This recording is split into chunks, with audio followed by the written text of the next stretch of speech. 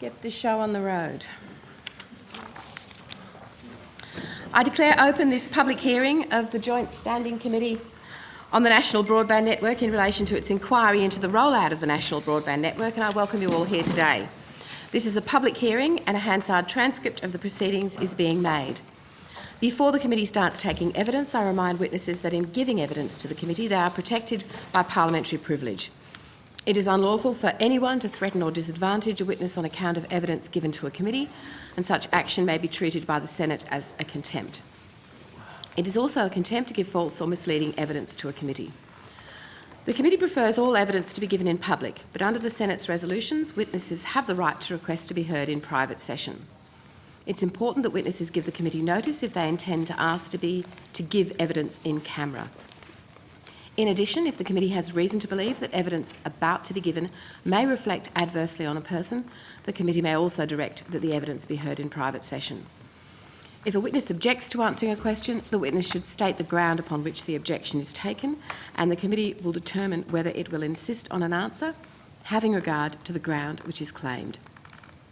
If the committee determines to insist on an answer, a witness may request that the answer be given in camera. Such a request may, of course, also be made at any other time. A witness called to answer a question for the first time should state their full name and the capacity in which they appear. And witnesses should speak clearly and into the microphones to assist Hansard to record proceedings. I ask people in the hearing room to ensure that their mobile phones are either turned off or switched to silence. Before we introduce our first and only witnesses, I'll ask my colleagues, for the benefit of the broadcast, to introduce themselves, starting on my left. Brian Mitchell, Member for Lyons, Tasmania. I'm Susan Lee, the Member for Farrer and the Chair of the Committee. I'm Josh Wilson, the Member for Fremantle and the Deputy Chair of the Committee.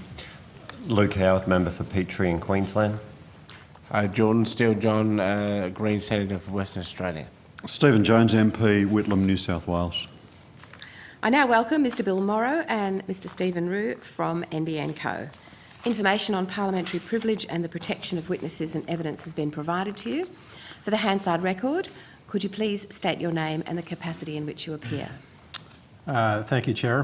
William Morrow, the Chief Executive of NBN, joined by Stephen Rue, the Chief Financial Officer of the same. Mr Morrow, I would invite you to make an opening statement. Thank you, Chair. Whenever we come before parliamentary committees, I try to give a sense of the progress that NBN is making. The millions of homes that are connected, the millions that can now order a service, and the thousands that we add every day. But these numbers can't really tell the story of a construction project that is happening in every street, in every town, in every part of Australia.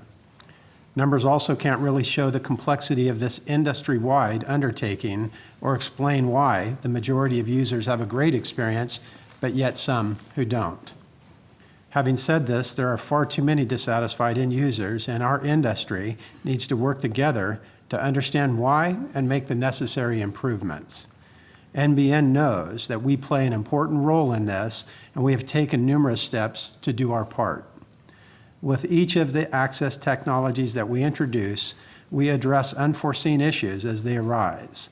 And that has been a normal part of rolling out any telecommunications network on such a scale as ours. Now, we did it with fiber to the prem, we did it with fixed wireless, we did it with fiber to the node and satellite. And now we're doing it with HFC. Now, each of these presented with its own unique set of challenges. We analyzed, we understood, and then we fixed. But HFC has ramped up and rolled out faster than any of the previous technologies. And while that is good news, it has left us with little time to adjust when we identify a problem that could affect customer experience. HFC satisfaction levels have been below that of our other technologies, and we have seen an increase in HFC trouble tickets. Our engineers identified the issues which together have led to this increase. And as a result, last week, we decided to hold off on any new activation orders. And we will do so until we have ensured that there is a proper level of service where it should be for all, not just for the majority. Now, it's important to remember that HFC is a very good technology, capable of very fast speeds, delivered at low cost, and delivered in a rapid sort of way. Tens of millions of people rely on HFC to access high-speed broadband all across the United States and Europe, many of whom have gigabit capability. HFC has a range of upgrade paths that see 10 gigabits per second symmetrical, that's both up and down, both in the near future and even further evolution thereafter. HFC is also significantly cheaper at a cost per premise than that of its alternative of fiber to the premise, and it will remain that way. This keeps it a vital part of the multi-technology mix, allowing us to roll out the network faster and at a lower cost to the taxpayer. The issues we encountered on HFC are all fixable. The difference here was not so much the technical side of things, but our ability to address them at scale. With our very early technologies, we encountered significant issues, but we were activating only a few hundred premises a week. So they were not difficult to identify and address. And now that we are doing tens of thousands on HFC, that changes the equation. And while this will result in a slight delay in the short term, we felt it was worth it to ensure customers have the best possible experience over the HFC network. Now, some of the issues are only recently came to light as we loaded up the network with more customers. It was important to me that we act immediately to address these, and I'm very proud of the teams at NBN who implemented this so quickly, and one already where we're working on improvements to upgrade this HFC network. Our network and engineering teams are working out the most efficient and effective way to get the network to the standard we require and to build these processes into our future construction program. How we do this, how quickly we can do this, and how quickly we can access the skilled technicians we require are all important inputs to the detailed financial analysis that Stephen is now doing. We have contingency monies set aside for these type of events, and we are confident in the $49 billion peak funding forecast set out in our most recent corporate plan. But it's important to remember that this is not about cost and not about time.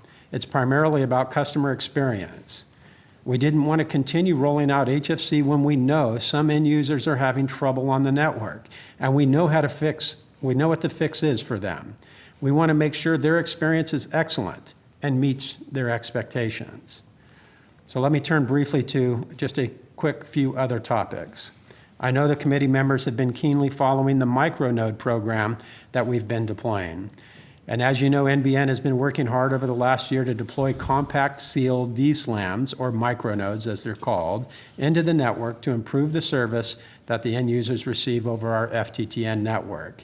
And I'm happy to confirm that the program of going through and activating the deployed micronodes in the network is now complete, with more than 1,500 micronodes now operational to support over 43,000 end user premises.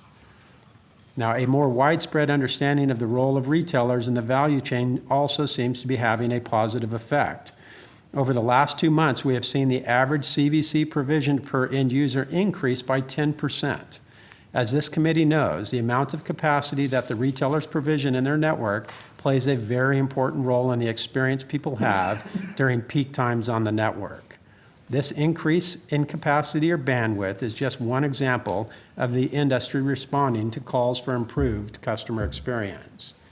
Now, finally, I know the committee members are very interested in our upcoming pricing announcement.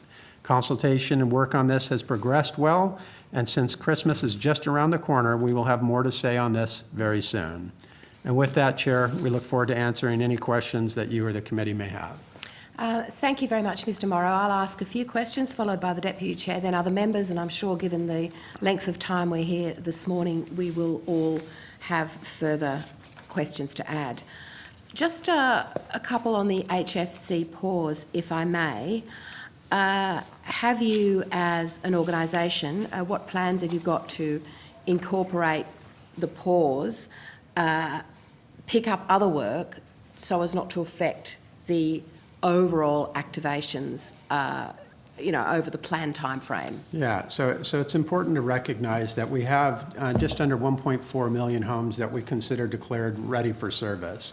And the objective is to get to a range of 2.6 to 3.1 million homes in total for HFC. And right now what we're doing is prioritizing against that 1.4 million footprint to say we want to do the now necessary remediation that we think will lift this up to a high standard.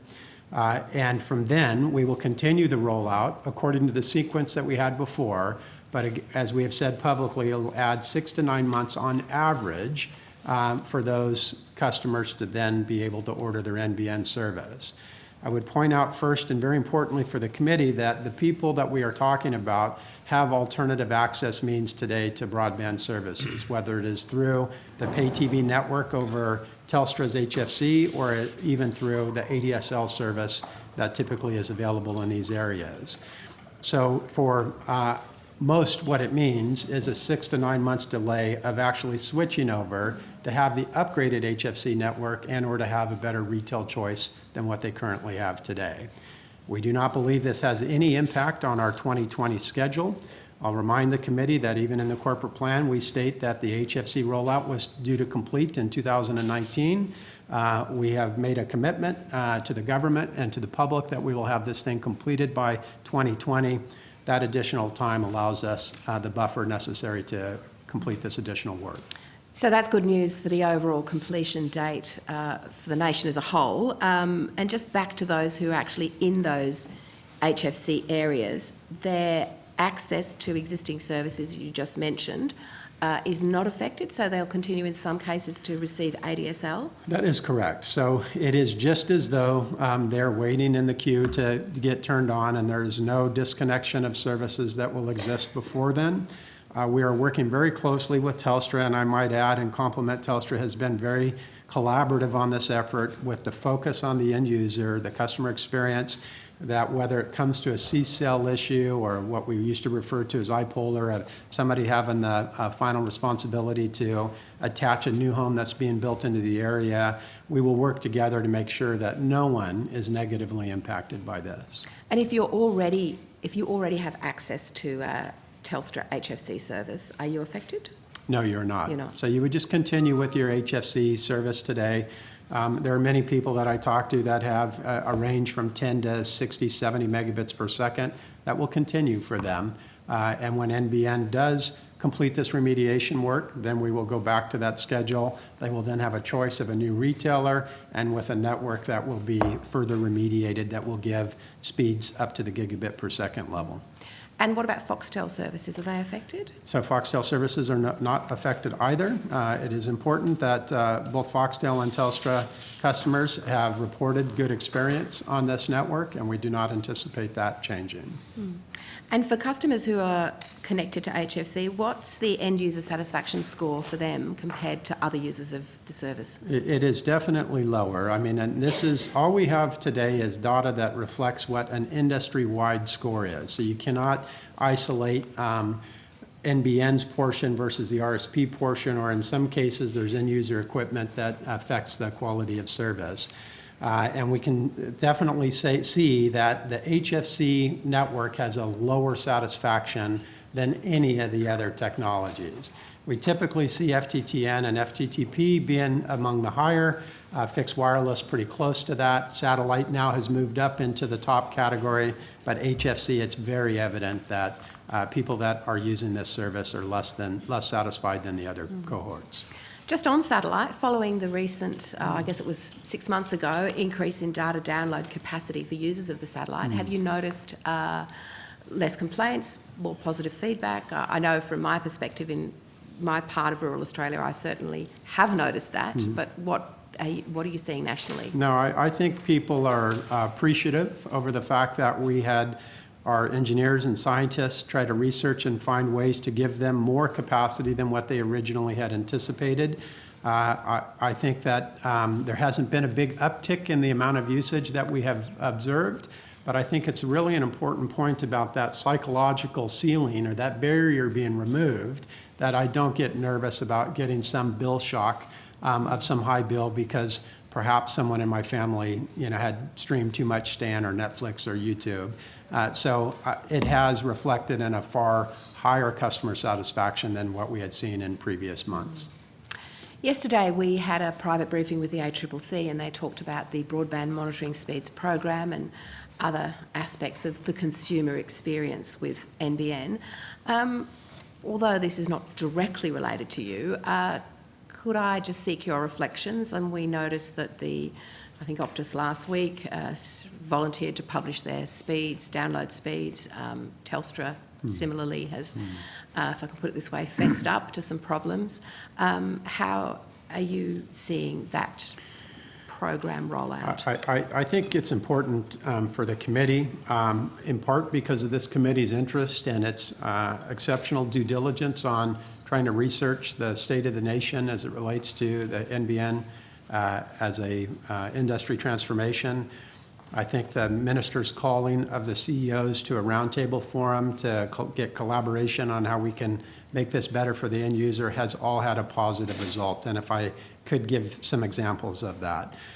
So the very fact that you now see the ACCC far more engaged and involved, whether it is proper advertising and or ensuring that the retailers are selling an appropriate product or not overselling something that they are not able to deliver, whether it is limitations of our network or limitations of the bandwidth that they purchase. So you've seen Telstra and Optus come forward to say we're going to offer the credit back, we're going to adjust people onto the proper product. You've seen a bit of advertising shift and change to a range of speeds that's natural of any sort of a network that is a residential type peak information rate sort of service. Hopefully you've seen NBN respond in terms of putting customer experience and a better network ahead of the speed of the rollout or even the economics behind it. You've seen us jointly making improvements in the way in which a connection occurs of a technician be able to have a direct conversation with the end user rather than doing a daisy chain back through 3 or 4 different people to be able to communicate between those two parties. And equally so on the affordability, NBN's upcoming pricing announcement, I think, is also a reflection of the industry coming together to say, now that we are kind of at a tipping point within this industry-wide transformation, it's time that we do something different. We collectively work together, and I think that's what you're seeing, Chair. Thank you. One final question from me for now. There's been a little bit in the media recently about competition with the NBN, particularly in the City of Adelaide, rolling out its own fast broadband network. What's your response? So the NBN business model has always accounted for a degree of competition coming into play.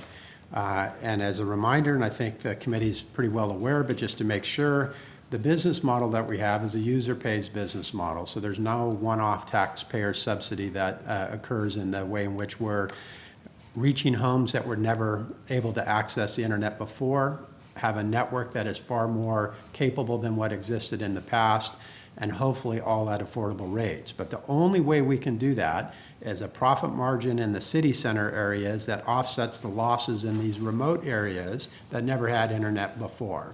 And the balance of those offers this very slight, modest rate of return or profit to the company.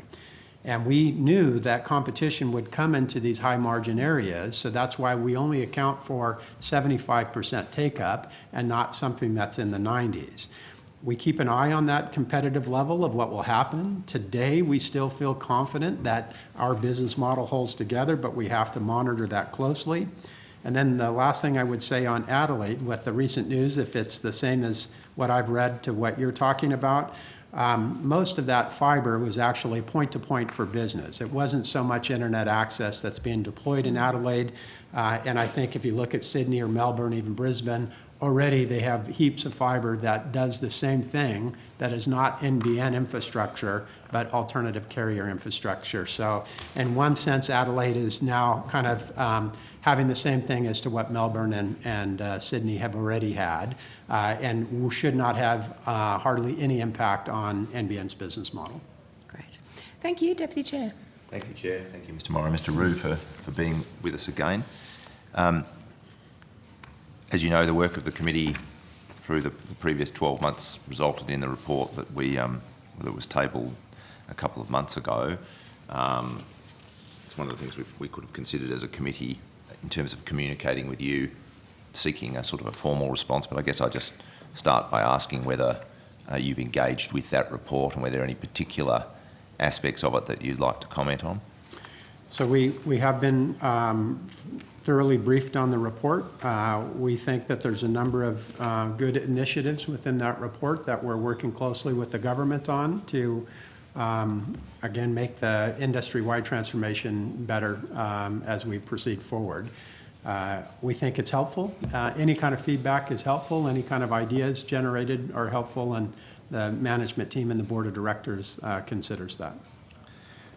Is it possible? I mean, a lot of the way that the recommendations are framed essentially are to the government, and if they relate to aspects of NBN Co's operation, they're essentially suggesting that the government make those requests or inquiries of NBN Co, which I think is appropriate. But do you think that NBN Co could respond to the committee in some sort of formal way to the report, picking up particularly with respect to the recommendations? I know there's a number of them, 23 or so, but the ones that sort of go to NBN Co, aspects of NBN Co's operations and evidence or information from NBN Co are pretty clear. Is it possible? I know I don't want to go through the 6 or 7 of them one by one. We could. Is it possible for NBN Co to kind of respond in writing to the committee on those? Well, we certainly could, but my preference is that since the government is already, I think they take that report quite serious. They've asked to sit down and go one by one through those with their advisors, the departments, and the management of NBN to say what can we do and what's realistic. So I'm happy to provide a report when we conclude that process that gives our view of that. I think the important thing for us is that there are some good ideas in there, and we want to get into action on implementing some of those. And we know that the government's going to have a strong view on several of those, so we want to incorporate that into our plans as well. Okay.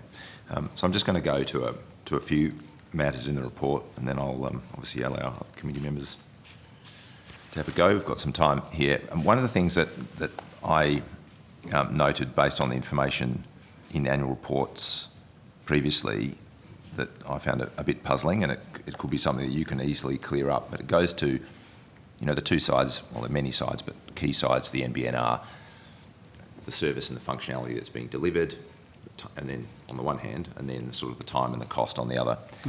And that's being guided by some sort of high-level objectives. And one of the clear statement of expectations is around 90% of fixed-line premises getting 50 megabits per second or more. And yet, you would have noted in Chapter 2 of the report that on NBN's own disclosed sort of average achievable speeds and the ratio of different technologies being used to deliver fixed line services, that it appears on those numbers that 15% of the 10.7 million fixed line premises will receive 50 megabits per second or less. And that seems to be in clear contradiction to the SOE. I'm not sure of which report that you're referring to or the numbers that you're referring to, but I can assure you that all of our plans that we have within the company deliver on the 90% requirement that be at 50 megabit per second or better. Well, I accept that. I guess I'll invite you to come back to the committee. There was material that was disclosed in Senate estimates that showed that 35% of fibre to the node premises were getting, this is on your sort of testing of speeds received by technology, that 35% of FTTN premises were getting 50 megabits per second or less, and that would ultimately equate to 1.61 million premises, and that is 15% of the 10.7 million total fixed line premises. Yeah, that's the current status as it is today, but the statement of expectation also defines that by 2020, when we have this complete, that 90% of the fixed line will be at 50 megabits per second or better. So there's a number of circuits today that may be slightly less than 50 that will go out to do a bit of remediation to be able to lift up. All of our planning, all of our budgeting accounts for the incremental monies, the time frame required to be able to lift to the 90%. Are you able today to give us some updated cost per premise for the different kinds of technology? That seems to be I know that through the course of our work leading up to this report, things were changing, and that seems to have continued to change. I mean, if there's anything the government has mentioned in the Parliament, seemed to mention particularly in relation to fibre to the premise, a sort of a lowering price, which is encouraging, is what we would expect. There's also been some suggestion that the figures, the cost per premise around fibre to the node is a kind of a blended cost. It includes fibre to the node and fibre to the building. So are you able to tell us today any up-to-date cost per premise for the different technology types? And do you have a sort of an unblended cost, particularly in respect to fibre to the node and fibre to the building? Well, obviously, we on a quarterly basis, on a quarterly basis, we obviously talk to where we are at that point in time in the cost per premises, which I can dig out the information and read it to you if you wish. But in terms of forecasts, the cost per premise for fibre to the node, we still think on an average basis will be 2,300. I don't have the breakup, with me today on the fibre to the building, but it's a small cohort of that fibre to the node. In terms of fibre to the premise, we're not building very much more fibre to the premise at the moment.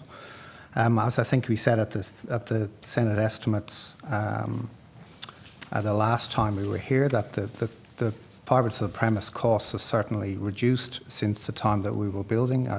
If we were to do it today, it's probably around about 3,900.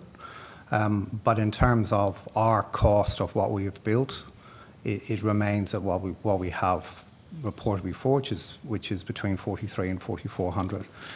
In terms of fibre to the curb, our estimates that we made in the corporate plan was 2,900, and I think I've no update to the committee on any changes to that. That number is certainly coming true in a number in the work that we've done to date on fibre to the curb. In terms of fixed wireless, we're getting to the end of the build and increasingly more expensive areas to build into. They're more remote. They have more expensive access, more expensive lease payments, and serve fewer homes. So I would expect that the cost per premise on fixed wireless, although it is tracking significantly under the 4,300 in the corporate plan, I think we're going to see those costs increase towards that 4,300. Which takes us to HFC. The HFC cost per premise we will be looking at in the next few months. What the work that Mr. Morrow talked about in terms of the remediation work that we're now going to do before we release premises ready to connect will be done in advance. So as in the past, some of those costs, in fact, most of those costs would have been recognised as operating costs. So I think it will be appropriate to include those costs as capital expenditure costs. So I think we will see an increase in cost per premise for HFC, the quantum which I can't tell you today. But it's not an increase in overall cost in the plan because those costs were accounted for as operating costs in the past. Is that the same for the long loop and the remediation process? Are they being built into capital or operating? They're being built into capital. So in terms of the long loop, the reason currently the fibre to the node is tracking about $100 under the 2,300, and that is one of the reasons why we expect that to go up towards the 2,300 by the time we're finished. And sorry, Chair, I just think it's important instead of jumping all over the place if we continue this line, so if it's okay with you and Mr. Wilson. So the remediation process that Mr. Morrow, I think, mentioned a moment ago to bring all of those premises up to the 90% 50 meg per second, the cost of doing that will be built into operating or capital? They will be primarily built into capital costs. So they will also then be factored into that average cost per premises? That's correct. Which will send it north. The numbers are really small on it. You won't see a big change in terms of the cost per premise because, again, we're not talking about the entire footprint of FTTN. It's just a portion. So it gets quickly spread over and, again, doesn't change the average by too much. If I can too, I think it's really important that while we see some variations in the cost per premise and the HFC one in particular with this remediation, as Stephen points out, it has already been in the budget, and that's why we're quite confident about not having an impact on the $49 billion peak funding envelope. Oh, I'm not suggesting that. I'm yeah. wondering how internally you account for it, Yeah. whether it's operating or capital, and if it's capital, does all of that capital get built into Yeah, so- your average assumptions So on per premise rollout? Yeah. We could spend 3 hours on this. I'm sure you don't want to, so let me very, very simplistically. Basically, we account for the capital costs of making a premise ready to connect in the appropriate way that it could be sold. So if you like, the remediation costs. And that is why I think that where we had previously, for example, in HFC, expected to do some of the remediation over the next few years, if we do it before a premise is ready to connect, it's appropriate to include that in cost per premise. Thank you. Sorry, Josh. That's all right. Can I just pick up this general thing because it's sort of been puzzling me a bit recently. Obviously, as part of the design overall and the concept behind a multi-technology mix, part of it is you're contracting to buy or use existing infrastructure, whether it's HFC or existing copper lines.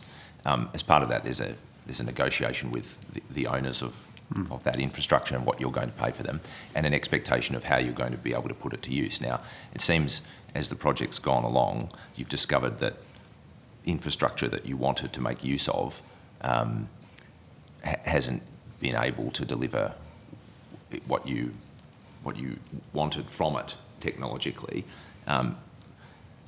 And that brings into the question of the value that you got for what you've contracted. Just generally in relation to the copper and now the HFC,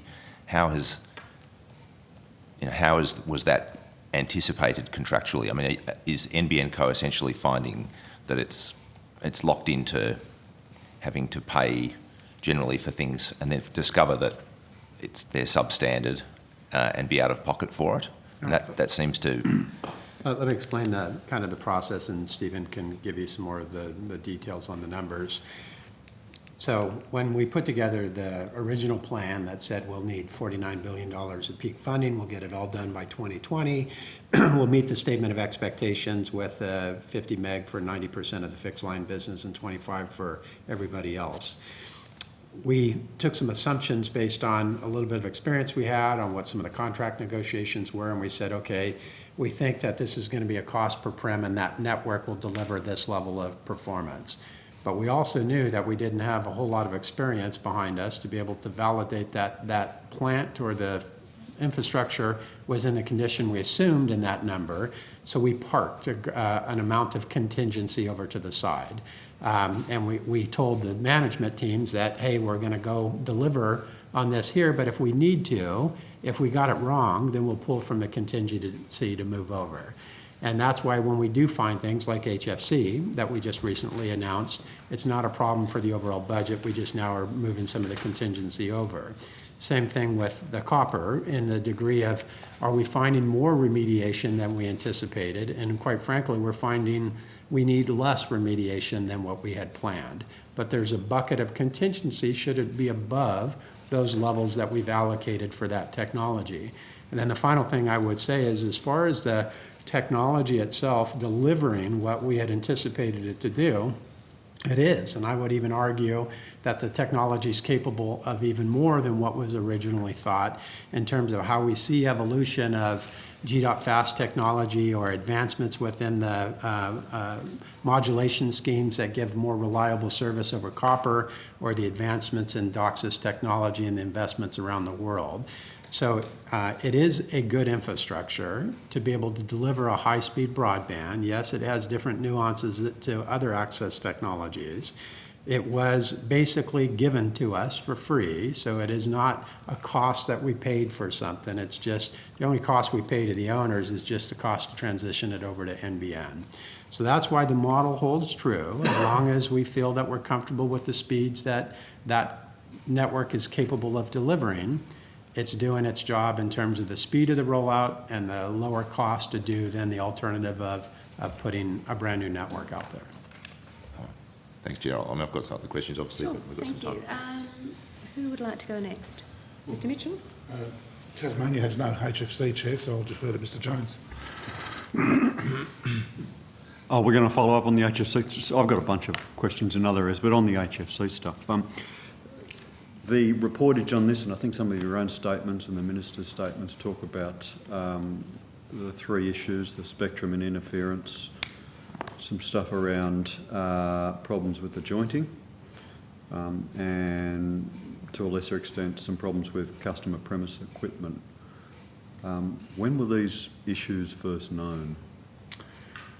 Well, we always have known that you're going to have repairs to be able to deal with holes in the cable that cause RF leakage. So just think of it as air leaking out or water leaking out of a pipe.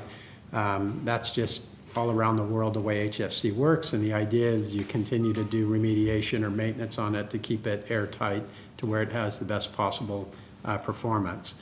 And we would address them one-on-one as we experience them, and then what we were seeing was a pattern to where the volume of those trouble tickets coming in was growing too fast for us to be able to address while we were live with the network, and hence the reason why we put the pause in place to say, let's go out there and double up on this airtight integrity of this cable network, and then that way we'll turn it back up and we won't see the level of complaints that we have. But it's been a issue that has escalated over time. It's not been any one issue that emerged at one point in time. So you knew at the beginning that this is an inherent risk in the project? Well, we knew that there would be some level of remediation that was required. We did not anticipate that it would be this much remediation that was necessary. Otherwise, we would have done a far different job before we released it for the customers to connect to. You took a punt at the beginning of the process? No, well, it's a calculated decision that was made to be able to deploy this technology. What's the revenue implication for the business over the next 12 months for the pause in the rollout of the HFC? So depends obviously on the length of time of pause, without trying to be funny, but if you take a 6-month pause, if you,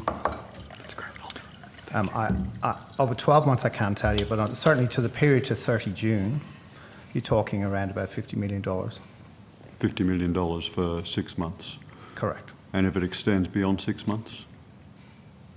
Well, that's the impact on the revenue for the period to 30 June.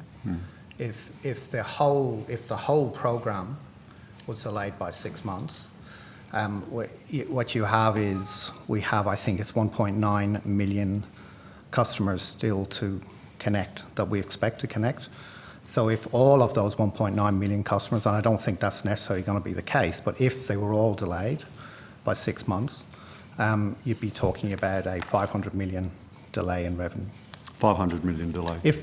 But that is hypothetical, I have to say. If everything was delayed by 6 months, we will continue to build out lead-ins. We'll continue to build into new areas. We won't be releasing them, obviously, for sale. So the actual answer to that question is well and truly being worked through, but will take probably several months for the team to come up with a new profile of build and a new profile in terms of when those premises will be ready for sale. So that's why Mr. Morrow was pointing out that we've always had a contingency for something. So the net effect on the 49 billion plan is zero effectively because we have a contingency fund. Is that because you assume that you'll recoup that revenue in out years? Well, certainly the outer year revenue won't change. The annual revenue in the outer years won't change. No, what I'm saying is that we have... But that 50 mil is no longer coming to the NBN. Presumably that's correct. It's going to Telstra or Optus or whoever has got the broadband connection in those areas. It's certainly not coming to NBN, that's correct. But that as Mr. Morris said, we've always had a contingency fund for these type of events.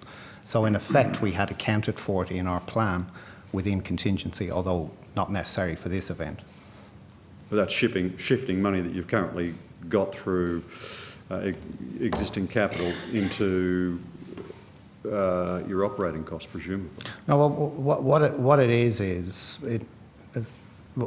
we had a plan that set out a series of revenue streams and costs, but on top of that, we had a contingency fund. Mm-hmm. So within our 49 billion funding, was the allocation of just over 2 billion of contingency. So to the extent we may have had a plan that looked like, if you like, we were going to have revenue streams and costs lower, but when you actually add in the contingency, the decision to pause the HFC network doesn't impact the overall $49 billion economics of the business, and it certainly doesn't impact the out year's revenue, annual revenue stream. You know, another way to look at it, and I think this is really an important point, is we have a plan that outlines how to get to cash flow positive by only spending $47 billion. But we have uncertainty still that we know we face in front of us. And when this plan was written in June of last year, that we knew that we would be facing things that we didn't know. We were still in uncharted territory to a certain degree.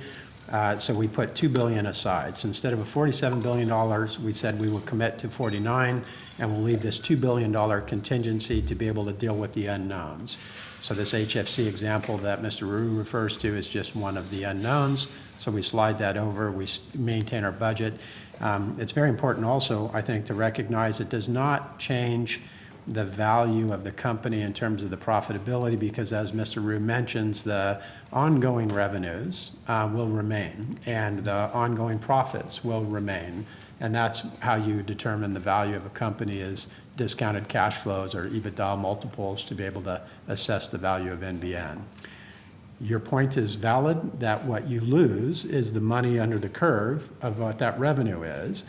And had we not seen this and had it worked according to what we originally had assumed, then we wouldn't have needed to be able to pull from the contingency, and we would have delivered a cash flow positive business with less than $49 billion. But as it stands right now, we're fortunate that we did put this contingency in.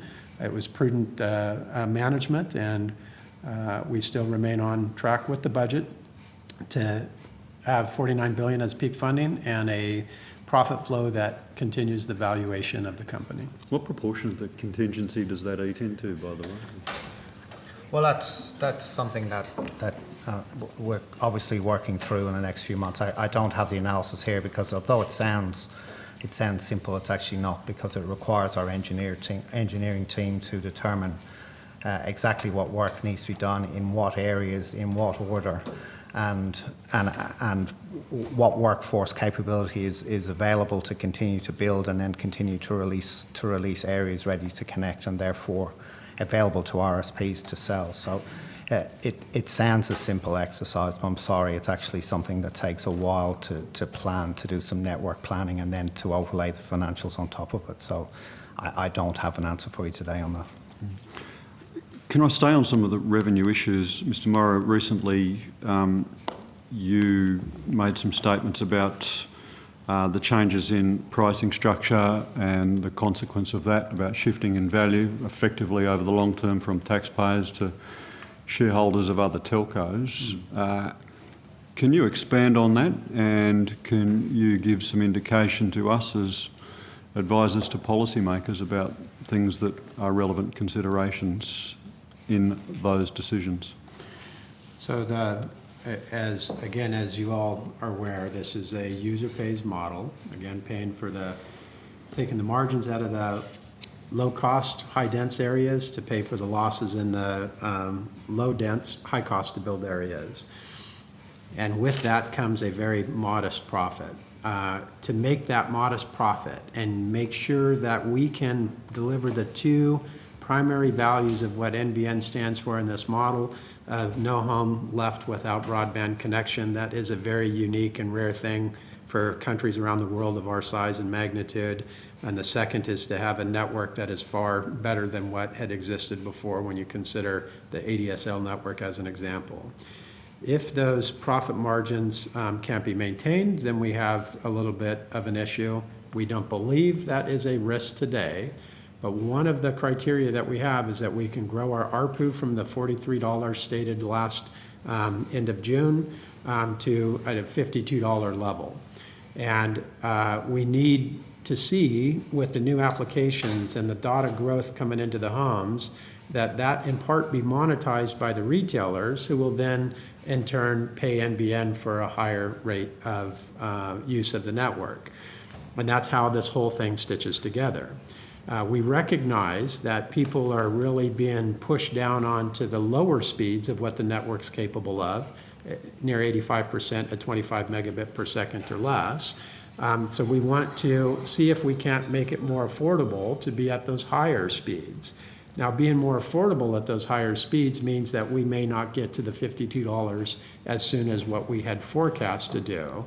So that is, to a certain degree, shifting some value from NBN over to the retailers. That's all we can control. And I will presume that the retailers will shift some of the value of that over into the end users and to the consumers, where effectively we see a higher use of the network that NBN has built that is far more capable than what it's being used as today. So we'll see people with a better experience, leveraging the fact of what this network's capable of, and having better value for the consumers, better value for the retailers. And we think, there might be a little bit of a cost to us on it, but all managed within the framework to what we are prescribed to work within. But this is essentially shifting the weighting between your AVC and your CVC? So we'll announce before Christmas the new pricing structure and plans. I have reported out to the Senate committees of the past that the discussions we've had with the RSPs have ranged from rebalancing the AVC and CVC to eliminating the CVC to considering one product or maybe two products rather than the 12, 25, 50, 100, 250 and a gig type of service offerings. And we've looked at usage-based billings, a whole variety of things over the last 6 months that we've been working with the retailers through this product development forum that we have. And we think that we are very close to concluding on something that considers many of those things that will address, for the large part, affordability of our higher speed programs, better ease of management for the retailers, better experience for the consumers in particular at the busy time of the day, and still managing within the confines that NBN needs to manage within. One of the perhaps risks from a customer point of view or disincentives from a customer point of view in taking up those higher level, higher value products is service reliability. In the report that we have published, we make a series of recommendations that go to consumer rights and service reliability. What guarantees can you give the retailers and end users as you're attempting to shift them into higher value products that they are going to be getting the product that they are paying for and at the consistent levels of standards that they are paying for, and when something goes wrong it's going to get fixed? Right. So for the consumer, whether they're on a 12 megabit speed or 100 megabit speed, they both want equally reliable service, and they deserve to have reliable services for that. And reliability comes across the board in terms of the equipment that an end user may have in his or her home, the retailer network, the retailer service guarantee, the retail call center services that they provide, billing, all of those things are part of that. And of course, there's the NBN portion of the network, the links in the chain that we provide that equally has to have a reliable component to it.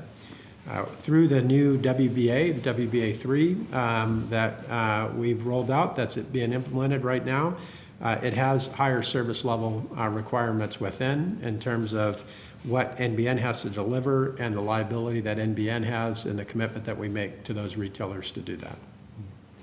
There's problems now. It's not working now. The ACCC has just launched an inquiry or announced it intends to launch an inquiry about that fault rectification process. In previous evidence to this committee, you have provided, or you have given evidence about data that you have about the levels of faults and fault rectifications. Can you provide the committee with information about where those fault rates are now and the rectification timelines that are in place? What we do receive is a fault that comes from a report that will come from the RSPs. We do not receive anything direct from the consumer. So if you are using a broadband service through your retailer of choice, if you have an issue, you report that to your retailer. We presume and hope that the retailer does some analysis over as to what the fault may be, and if it's their retail equipment that's in your house, there's a problem with the retailer network, maybe it's not even an issue to do with the network itself, that they resolve it. NBN is not aware of it whatsoever. In the event that the retailer believes it's an NBN issue, they will file a report to us where a ticket is generated, and we track those tickets to see if there's in fact an NBN fault with the links in the chain that are relative to us. If there's not, we send it back over to them saying, you know, our links are fine, you need to do further investigation. If there is a problem within the links that we're responsible for, then we dispatch the crews or we take whatever necessary remediation is required to be able to restore that service, and then we report back to the RSP. In the event of the percentages that we see that come through, we have only the statistic that shows what the RSPs have reported to us, and I'm happy to take that on notice to come back to the committee on what those numbers are. The ACCC and others have reported recently that the rate of growth, or they've observed recently that the rate of growth in faults and complaints is growing more rapidly than the rate of premises connected. How is the NBN responding to that increase in complaint and fault rate? Well, again, that is a fault rate over overall services, the end-to-end process. A portion of that may relate to NBN company, but not all of it. So also, I think I reported in the past as well that the first 2 or 3 months since that report was filed, which ended in June of this year, we've seen a decline in terms of those complaints. Now, I don't know what last month was, and I'm sure the TIO will issue their report sometime early next year as the second half of this calendar year that we're in. But we have noticed a increasing dissatisfaction with the end user view of the industry. For NBN's part, we are making sure that we are addressing that. And that's an example of that is pulling back on the HFC speed of the rollout to make sure that we can get the network into a far better or improved condition. The second thing that we are doing is working with the retailers, because there's a lot of the handover processes that go between us that end up causing frustration for the end user. So we want to make sure that we refine and streamline those processes, and we've seen great collaboration through a number of retailers, the big retailers that we think will make a big impact on that. So the industry is responding, as I mentioned earlier. You're seeing all sorts of changes that are starting to occur. I think we have a lot more work still yet to do. You know, this is one of the peak years that we're seeing in terms of the volume of the rollout, the pace to which we're moving. And that's why, again, we cannot do this at the sacrifice of good experience for the end users, and hence the changes across the board that are being made. We will take you up on the offer to provide data on those fault rates, but I think it's probably better if we specific as a committee formulate this precise question than trying to do it on the run. Yeah. Can I just follow up again on the revenue-related issues? A number of your large RSPs are now providing a SIM-based, SIM-enabled modem. Presumably, this is a response to service reliability, but also an attempt by the RSPs to provide an additional revenue stream for themselves. To what extent is that providing a risk to NBN's average revenue per premises? And are you seeing any early indications of the impact of those SIM-enabled modems? So to make sure that the committee is fully aware, almost from the beginning in the fixed line footprint have we seen at least one of the large retailers incorporate into the modem that they send into the home that has, if they're a wireless provider, if they're a wireless carrier, have a link up into their towers. And for whatever motive or reason that they have, is I'm sure they know, I can only speculate. But that was even before the customer concerns have escalated to the point to where we are today. I think when you look around the world, you see this type of application also existing, and it just gives you the advantages of two different networks, the fixed line network that is provided by NBN and that radio network that's provided by whatever wireless carrier. And the evidence that you ask as to whether or not that's causing us a problem, I would say it's in fact quite the opposite. We are seeing, as we mentioned in the opening statement, more CVC than ever being purchased. We still see strong take-up rates coming through to order our service. And, you know, if the trends continue, then I think we're going to be able to announce at the next year's earnings results the evidence of what I'm referring to. Yeah, no, I would support that. We've seen data growth beyond, in fact, beyond what we had expected. So I don't see any evidence today. Sure. Is there any discussion between you or your technical people and the RSPs on the configuration and the configuration rules of those SIM-enabled modems? And if so, what can you share with the committee? Configuration rules, meaning When they switch. Oh, no, that When would they be up load to shift. them. That would be at a layer 3 service, so we only go to layer 2. We're only an Ethernet bitstream provider. So what they're doing is at the layer 3, if they decide within that modem, I want to rely on the wireless link, then that's whatever their protocols are. We would not get involved in any of that. I've got a bunch of other questions, but I think I'll let somebody else from the committee have a go. Mr. Howarth? I've just got two simple questions, and sorry if you answered it while I was out. But That's all right. just in relation to the micronodes, what's the benefit of the micronodes again for the fibre to the node connections? When you said you've installed 1,500, what does that do for FTTN? Yeah, so a fiber to the node takes fiber to a neighborhood entry point, and if you have a large enough density, then we'll use the copper that will extend out. Hopefully, that copper is less than 900 meters from that node to where the home is. When you move into other neighborhoods, what you find is that density is a lot less, and so the cost per prem goes up considerably to drive that same cabinet, that same fiber into that same location, because the cabinet costs the same whether you're addressing a high-dense or a low-dense area. The micronodes is just basically a small node that offers better economics to get that fiber closer to the home. My home has a micronode and is, I ordered a 50 megabit per second service, and I fly at near 50 all the time. And I believe it's because my copper distance, is shorter because of the micronode feature. And it would not have been able to be the case because the home is in a low density area. So this was just further innovation by our suppliers to make sure that we can deliver a good quality service at the least possible cost. Yep. And Mr. Murray, in relation to HFC, once the upgrades are done, you're just expecting that everyone on HFC will get better service then? Yes. I'm in a HFC, my electorate, I've got about 2/3 ready for service. I have a large proportion of HFC Optus. It was the first hookup in Australia at Redcliffe.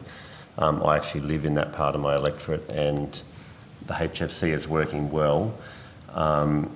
But there does seem to be, when new people connect, a little bit of to-in and fro-in as they switch from one service to the next. I think a lot of that might have to do with the different small business people that are working on it.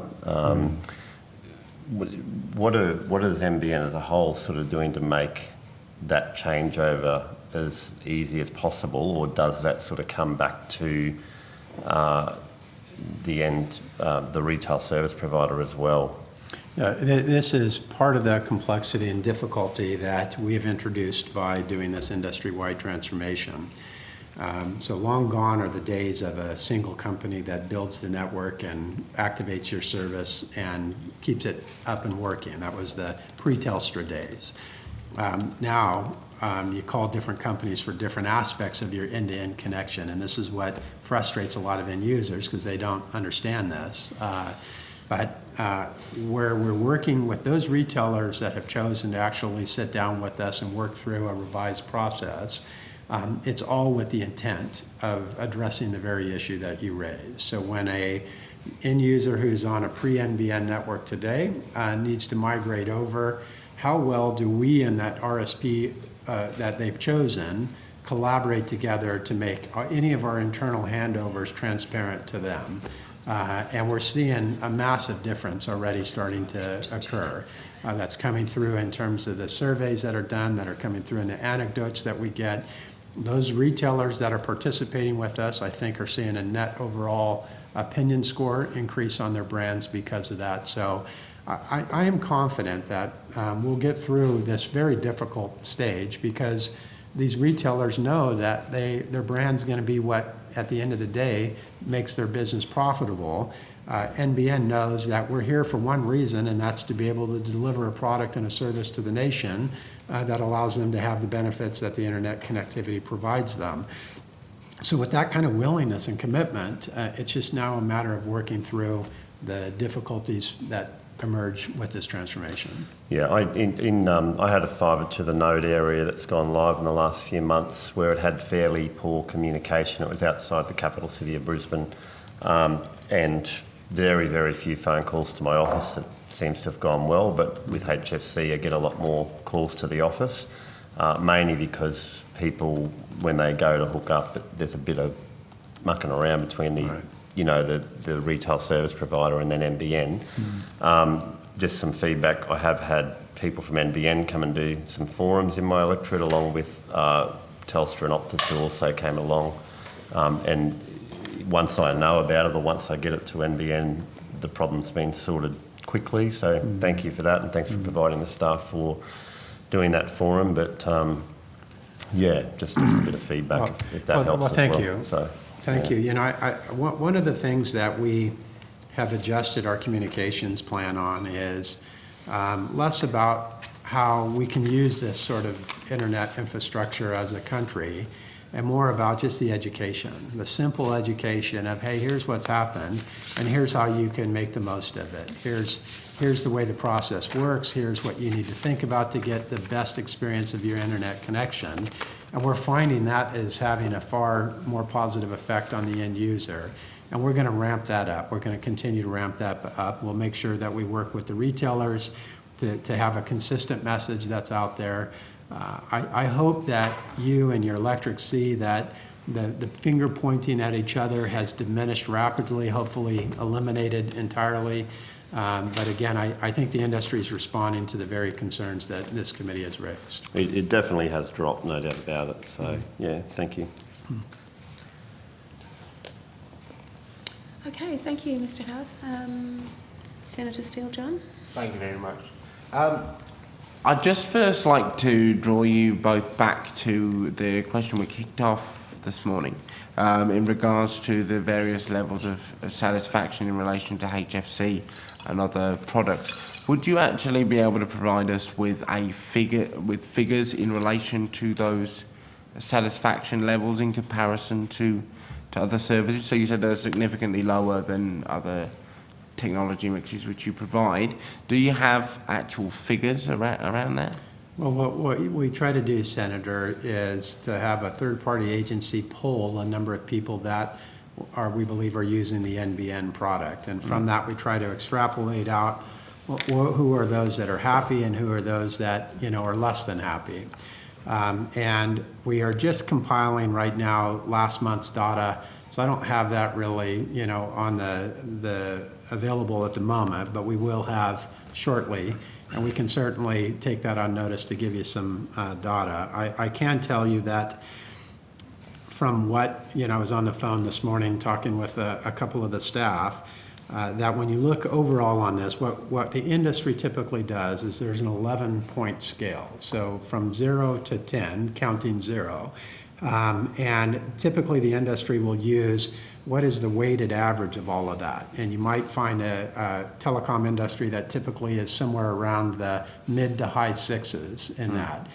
NBN had been tracking around the mid, and then it started dropping to the low sixes, and I believe we're now into the fives. So this reflects this declining perception of their broadband experience. Again, I need to underscore that this is across the board on how they connect, how they use, what kind of call center support that they get, were they contacted, are they getting the speeds they wanted at 7 o'clock at night when they're streaming their video services.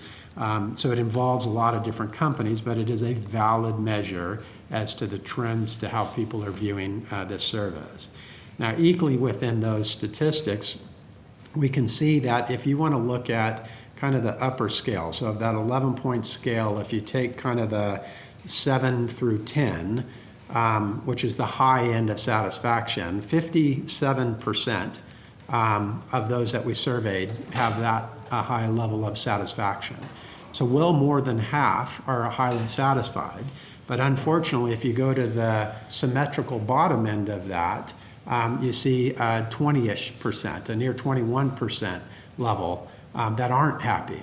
And this is why I make the point that the majority are happy, but for every dissatisfied person, you might find almost 3 very satisfied people. We cannot, as an industry, survive with that kind of percentage who are in the dissatisfied level.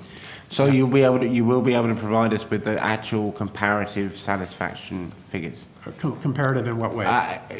So I would like to know the actual figures of how the satisfaction rate for HFC versus FTTN, FTTP. We'll take that on notice. It's hard to say how we can get it broken down completely on this. Remember, it's still data statistically that we have to be sure that's valid, but we'll have a look at that, Senator, to see what we can. Okay, wonderful. Of those who've been caught up with the HFC issues, do either of you have a clear idea of the a figure of the numbers of those affected who may have, say, disconnected from ADSL or whatever service they were using, connected to NBN through HFC, and then been caught up in this issue?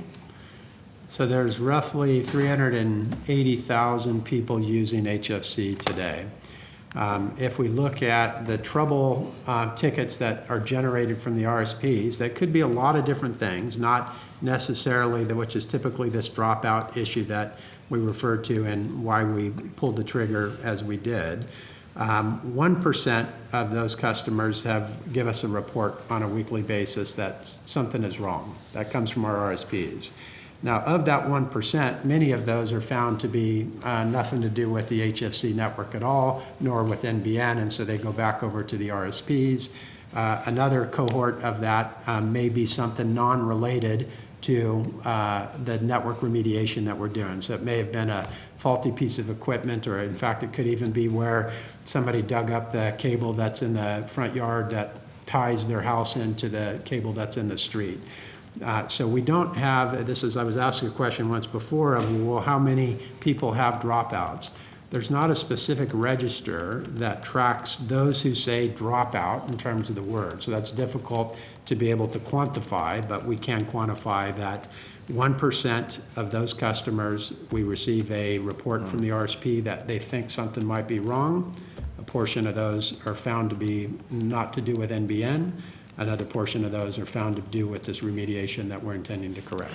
So just to clarify my line of questioning here, in your answer to Minister Lay and her questions in regards to the effect of the pause, you stated that that there's an ability for people affected by this to transfer back to or still be covered by ADSL or... No, Senator, sorry. I didn't say that they could transfer back.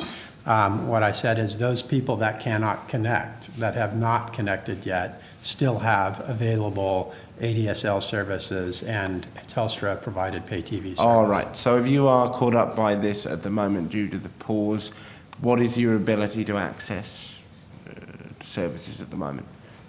internet services, or because where I'm driving to on this is I've had a lot of feedback from people who've experienced a situation with NBN Co where they have been told their premises is ready and therefore have disconnected from Telstra under the idea that they kind of are ready to switch over to NBN, switched over to NBN and experienced a service which is below what they were receiving from Telstra.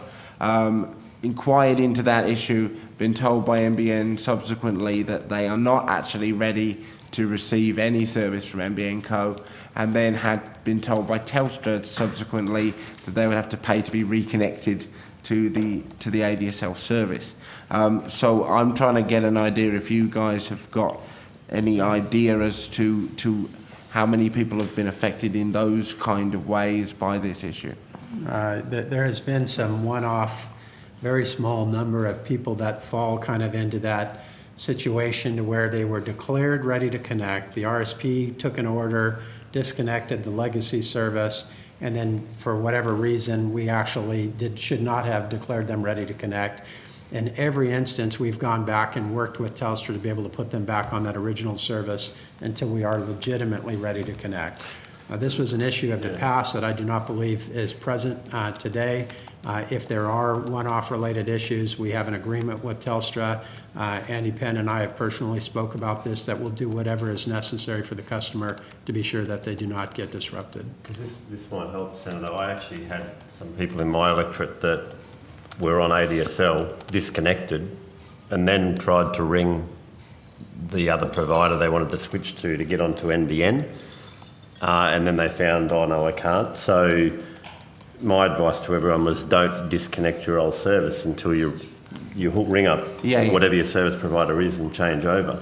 Yes. Yeah. But so do you, I mean, you said it's a very small and limited number of cases. Do you actually have any figures around? No, I don't. Again, would you be able to provide us with? No, I don't think we track that. Again, it's a one-off situation, Senator. It doesn't occur too often. Could I take you to the micro node rollout? You said about 1,500 have been deployed across the country. Of that 1,500, which are what's the figure for currently in service? All of them. Oh, so they are now all considered to be. So the DSLAM issue has been. You've resolved that very quickly. Yes, we made a commitment that we would have it done by the end of the year, and it's done. Oh, so it is fully done now. Yes. Do you have a state-based breakdown of those figures? Because I believe in July there was about 196 active deployed within WA, of which none of them were at that time in service. Sure, we can get that for you, Sandra. That would be really useful, thank you. Could I take you to a comment you made in relation to HFC a bit earlier? Am I right in thinking that you don't currently have a per premises cost for HFC currently? No, no, we do. You do, yes. We stated in last year's corporate plan that our cost per premise was around about $2,300. I think we reported a number at December of actual costs of a little bit under that, about $50 under that. Right. What I stated was that if we move operating costs that were going to be in the future into costs that we would incur before we made a premises ready to connect, we would look to classify some of that as a capital cost and therefore part of the cost per premise. But certainly in terms of where we're tracking today, it's 2,300 is a number in the corporate plan. That's still our number until we update it, and we're tracking slightly under that today. Under that today, and do you foresee the situation with the pause as increasing that? Yes, figure? I think it's likely to do that because we will take some, but it's not any. I should stress it's not an increase in cost to the business because we had anticipated doing those remediation activities after people are connected. But in terms of accounting wise, it becomes a capital expense and therefore appropriate to be part of cost per premise. But it's accounting speak, it's not an increase in cash flow to the business. Excellent. And just finally on your contingency fund of $2 billion, is this the first time you have had to dip out or to consider dipping into that fund? Am I right in thinking it sits currently at 2 billion? Yeah, it sits at again, the corporate plan had a contingency fund of 2.3 billion. I think the prior corporate plan had a number that was slightly higher than that. You'd appreciate that in any business there are costs that are less than you expect, there are costs that are more than you expect, there are revenues more and revenues lower. So in a sense, any time you're under or over budget, it adds or subtracts to that contingency. Certainly the contingency at the end of June 17 was lower than the contingency we had at June 16, but I would expect that to fluctuate over the course until we get to the point of peak cash. So the answer is it fluctuates all the time. All right. Okay, that'll be it for now. Thank you, Senator Steele. John, Mr Mitchell, you had some questions on fixed wireless, I think. Thank you, Chair, and thank you, gentlemen, for your time today. I've got a few questions about the fixed wireless network. Can you provide some information to the committee on the status of the maintenance and upgrade program for the fixed wireless network, and particularly in Tasmania? So the company is always looking at whatever new technology can come about that will enhance our service level, reduce our cost, increase the performance capability of the network. And most of what we've seen in this area comes in the form of the type of technology used in the antenna space.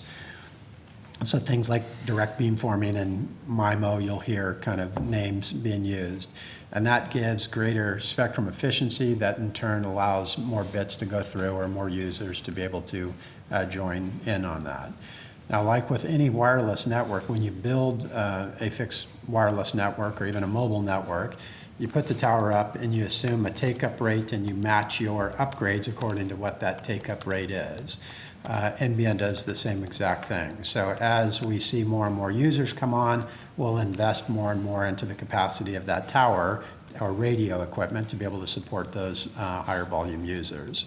And we monitor that very closely, and the teams have objectives that they have within to be sure that they keep a satisfaction level according to the original design.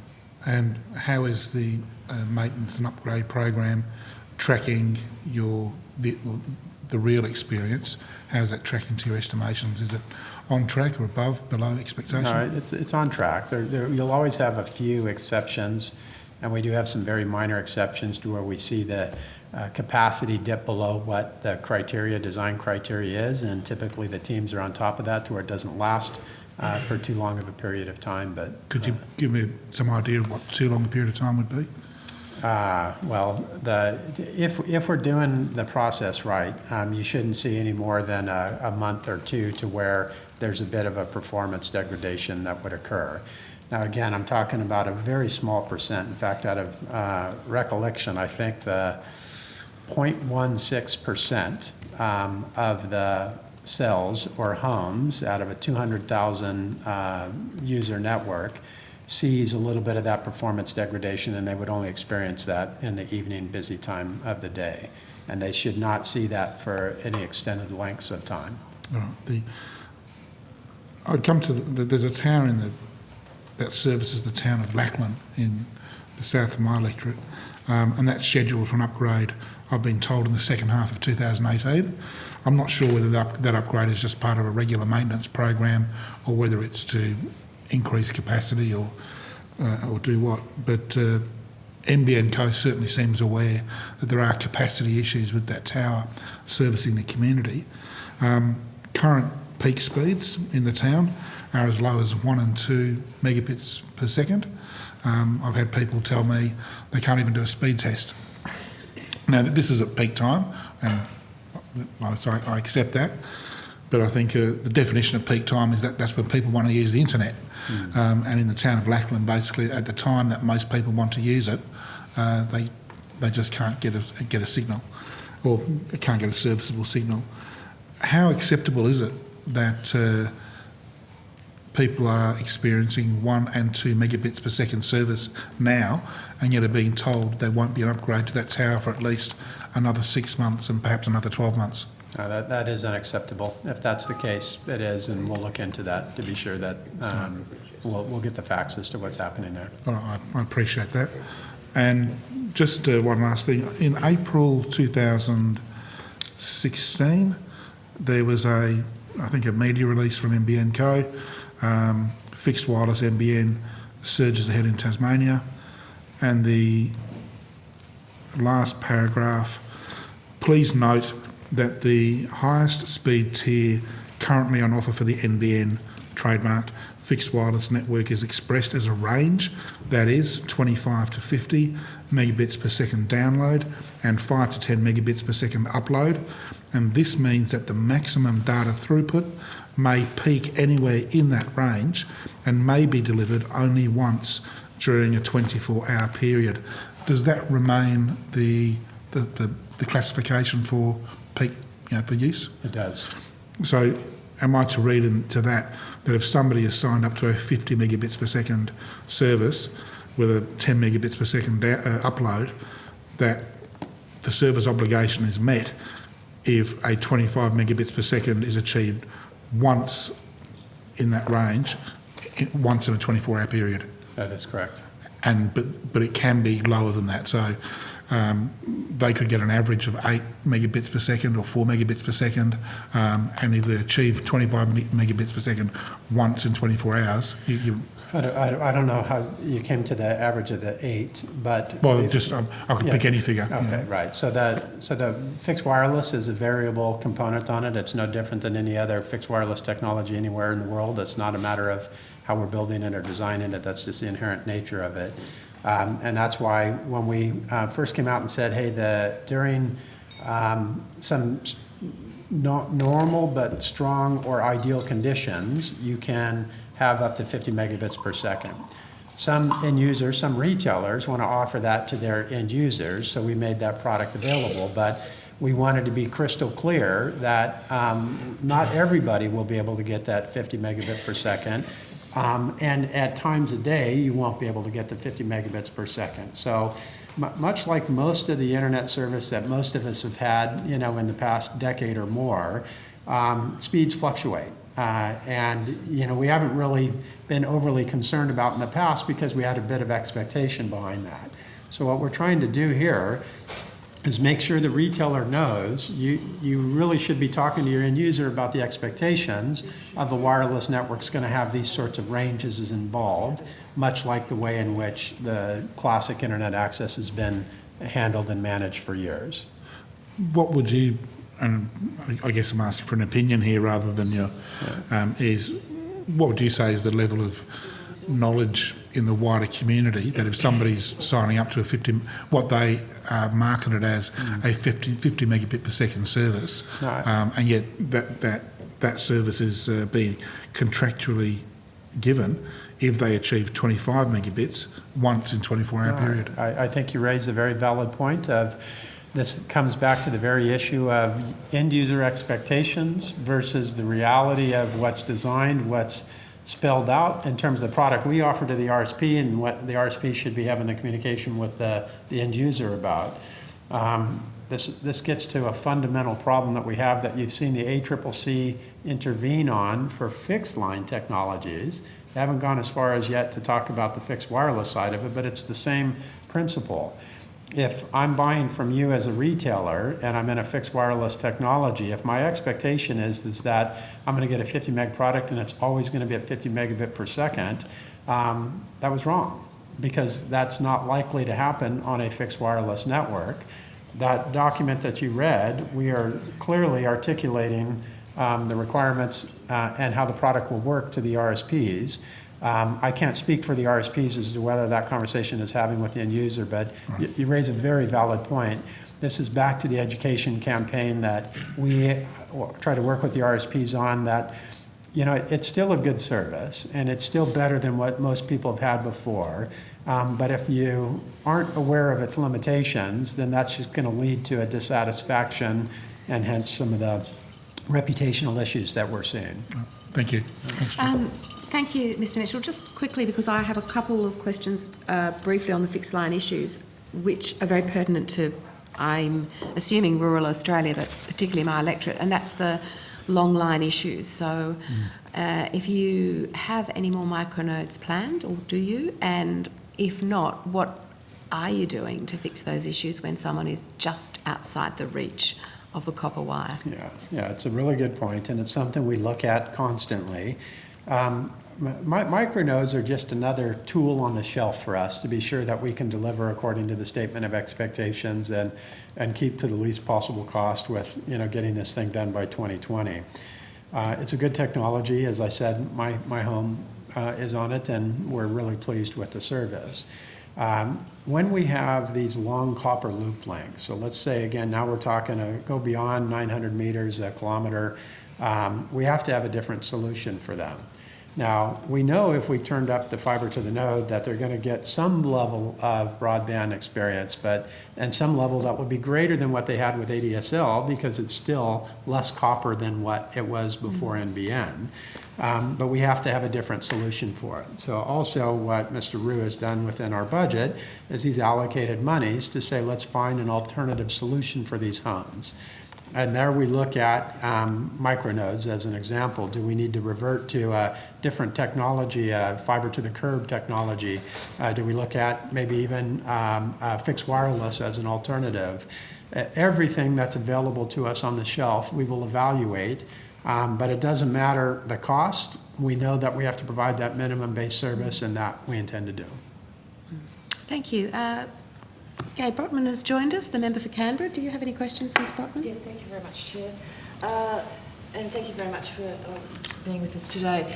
I've got a number of questions, specifically about Canberra, but more broadly, particularly about fibre to the node, because that's what we are faced with here, because we are so late on the rollout map.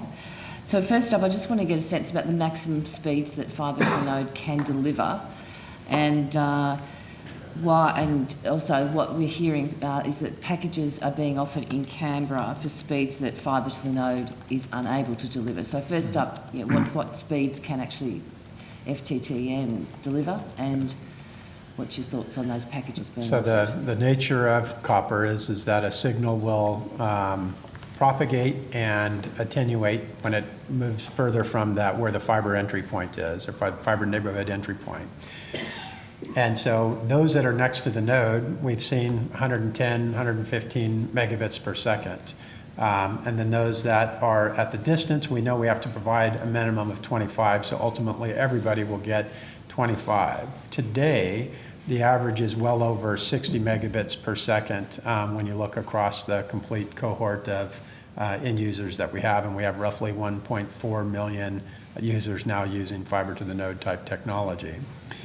So the issue that you raise, I think, is a very important one. So, and just to make sure we all understand the process, in a neighborhood, we'll take data that we receive from Telstra on what the copper loop length is, what gauge, which is the thickness of the conductor, is used, and some other parameters that will affect the speed. And from that, we put together a range, and we say this is indicative of what your home may get in a fiber to the node area. We give that to the RSPs. The RSPs decide when they talk to you about what speed they would initially put you on. Once your service is installed, that's the first time that we can see the actual true line capability of what your maximum speed is that you can attain. That's determined by the distance from that node in the neighborhood. And we send that data to the retailers. And they know then that if they, in the bad case, if they sold you a 100 meg product, but your line's only capable of 55, then we hope that they call you and say, listen, we can't deliver you any more than 55, so let's take your higher price product of 100 and drop you down to a 50, and then that way you're getting the full benefit of the price that you're paying for the product. In some cases, that was not happening, and that's why the ACCC intervened, and you saw, I think, a very positive move by Telstra and Optus and some of the others saying, I'm going to go out and offer a refund, and I'm going to correct my process on how that works. Now, it can happen the other way, too. I want to make sure that this is clear. In a case of them selling you a 12 or a 25 because they wanted to be conservative, then we install your service. We can see that you can get 75. We tell the RSP, then the RSP may contact you and say, hey, listen, you're on a 12 or 25 today, but you're capable of getting a 50. Would you like the 50 product? And they have a upsell opportunity.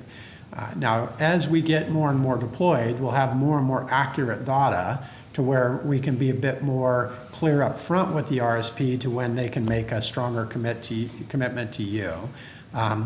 And it's only that which we have to give a broad range, it's only those homes that are in the further distance from the node areas. If you're within 500 meters or less, we're pretty accurate on what we anticipate or estimate the speed that you can get.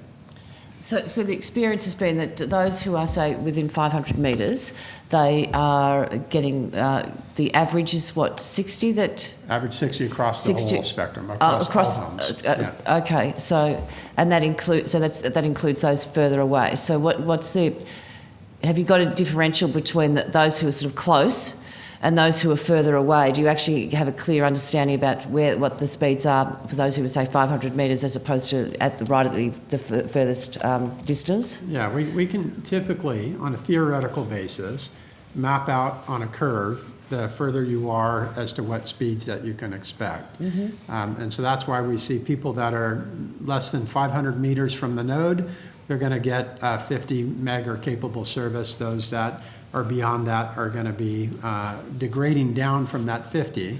Some may be 40, some may be 35, and then eventually the further you go, you're down to the limit that we can go down, which is 25. Okay. So it stops at 25 at the furthest level.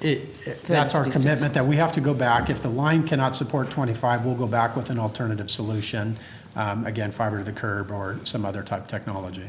Okay, and so, and that's, I mean, it's still early days here in Canberra, so we don't have a really good sense of what's actually happening. But so you do have a commitment that if you are getting 25 at that furthest level, at the furthest distance, then you will explore other options in terms of curb or premises. Correct. Okay. In terms of the data on real customer experience, I mean, what speeds are you getting for each different, so fibre to the node, fibre to the curb, fibre to the premises, HFC, wireless and SkyMaster? What's the readout of each of those? So let me take the first fixed line technologies that we refer to it as. So there you have fibre to the prem, fibre to the node, and HFC technologies. For HFC and fibre to the prem, the network's capable of delivering almost what any of the end users want. So consider that up to a gigabit per second, with very few people taking up anything of that high of a speed. Again, still 85% of those users are taking 25 megabit per second or less, but the network is capable of going far greater. For fiber to the node, as I explained, the average is 60, and that's a range of what will ultimately be 25. That goes up to 110. And then on the two wireless technologies that we have, the maximum speed you can get on satellite, SkyMaster, is 25 megabit per second. And on fixed wireless, that is capable at bursting up to 100 megabit per second. But we need to be really careful on this. 25 meg is the main product that we have been engineering for. The original design of fixed wireless back in 2010 was a 12 meg maximum, but with the statement of expectations that came through and said all homes will receive at least 25, we re-engineered that fixed wireless technology and said we will offer the 25 meg as the highest, most probable speed that you can get if you choose that product. So on the wireless, you say that it can achieve 100 megabits per second. What is the average speed that's being achieved at the moment? I don't have an average speed. Stephen, do you know? In terms of what's being purchased or what it's actually delivering? What's delivering? I don't know. We'd have to go back and look to see if we even have that. Yeah, I don't know if we have that. It's not something we've looked at. Okay, if we could get the average for each of those. We'll see if the team can each get of those, that'd be great. So fibre to the node, we've discussed that, fibre to the curb, premises, wireless, HFC and SkyMaster. If we can get an average of what's actually been delivered now, then that would be terrific. Okay. Could I just clarify something, Chair? Would that be okay? Could I just clarify that are you not sure off the top of your head that you have the information that was just asked for in regards to what the average end user is receiving, or you're not sure that NBN keeps that data at all? Well, I believe the question is, what is the wireless network capable of on average of being able to deliver? That's not a number I have on top of my head, but I'm sure the engineers can calculate that. If I understood the question correctly, you were asking what are people actually... What are they receiving on, Yes. on average in terms of what Across is being all of the delivered technology across mix. all those sectors Yes. Well, in terms of speeds? but we can tell you what speeds they're purchasing, if that's what you're referring to. Yeah, I'm getting a sense of Are you not purchasing and able- delivery. Are you not able to give us information about what people are actually experiencing? So people may purchase a particular plan, but do you not have the information from the RSPs? But I want to be clear what you're asking, because you just asked three different questions. No, I think it's the same question. It's the I'll same ask- question. It's Same question. what, okay. Yes, let's What just is- refer back to Ms Brotman and she can clarify. Yeah, what thank she you, would like. yeah. I thought I was clear. What is actually being delivered on average, in terms of the speeds, in terms of fibre to the curb, fibre to the premises, fibre to the node, wireless, HFC and Sky Muster? Not what's being purchased, because that's kind of the aspiration in many ways. What speeds are being delivered with each of those systems? We'll take that on notice. Thanks. Chair, can I just, on that point, just for clarification, because it does go back to a matter that we discussed almost at the beginning, in response to budget estimates or questions put at budget estimates, NBN Co has previously provided average or indicative speeds or infrastructure capability by technology type. That's what I referred to earlier. That's where the numbers come around those parts of the fibre to the network footprint that are getting 50 megabits second or less. But there are sort of two issues, and perhaps Mr Morrow will correct me if I'm wrong. One is that they are indicative sort of infrastructure capacity. We don't have a system. You're not doing what happens in New Zealand, where at the point that an individual premise is ready for service, you do a premise by premise test. That doesn't occur. So you're looking at an area that might be fixed wireless or whatever, and you have an estimate of what the infrastructure is capable. You do aggregate that, and you do provide it on average, and that was provided as at the 18th of June 2017 for the different kinds of technology. Yeah, that's why I suggest that we'll take this on notice, because there's about 4 different variables that you guys have been talking about right now. There is what the network is capable of. That doesn't mean what people have purchased. Then there is what people have purchased, and then there is what they actually experience in light of that purchase. But there's also a time of day issue, and you have to remember that isn't sometimes anything to do with NBN. If the RSP has not dimensioned enough CVC, that's going to obviously have a reduction. If there's wireless equipment with inside the homes that have a very different capability. So. But sorry, and the issue you haven't mentioned is if you just stay with what the network is capable, because all those other things are right, but that's not your department. But what the network is capable of is your department, and the problem. Yes, but that's not her question. Well, I think it's part of the question, but one of the issues. It wasn't any part of the question. So tell me what you're asking, and I'm happy to get you an answer. It's about what's being delivered. It's about the actual experience that people are having, the reality of what they're having. They've got the promise, and they've got what they purchase, and I want to know what's actually being delivered. We can't tell you that. That's a layer 3 issue, and we're at a layer 2 service. But you can't actually even tell us on a per premise tested layer 2 basis, because at the moment that we can. This is why, again, I'm sorry, but you're asking 2 very different things. On a per premise basis. So at the moment you would say, if I was living at 7 Jones Street, wherever, that you would have somewhere the actual tested infrastructure speed capacity for that premise. Yes. Perhaps if I might, through you, Chair. Why isn't that being disclosed? Why can't people see that? We do disclose it to the RSPs. They're very well aware of it. On an actual tested per premise basis. As soon as your modem goes in, we know what your line rate's capable. We send that over to the RSPs so they're aware of it. So we've been talking about. That's what the whole issue, the ACCC says, well, wait a minute, RSP, you're aware that the speed limit was X and you're charging for Y. And so when you put together the information that was provided on centre estimates then by technology type, that's based on an aggregation of those per premise tests?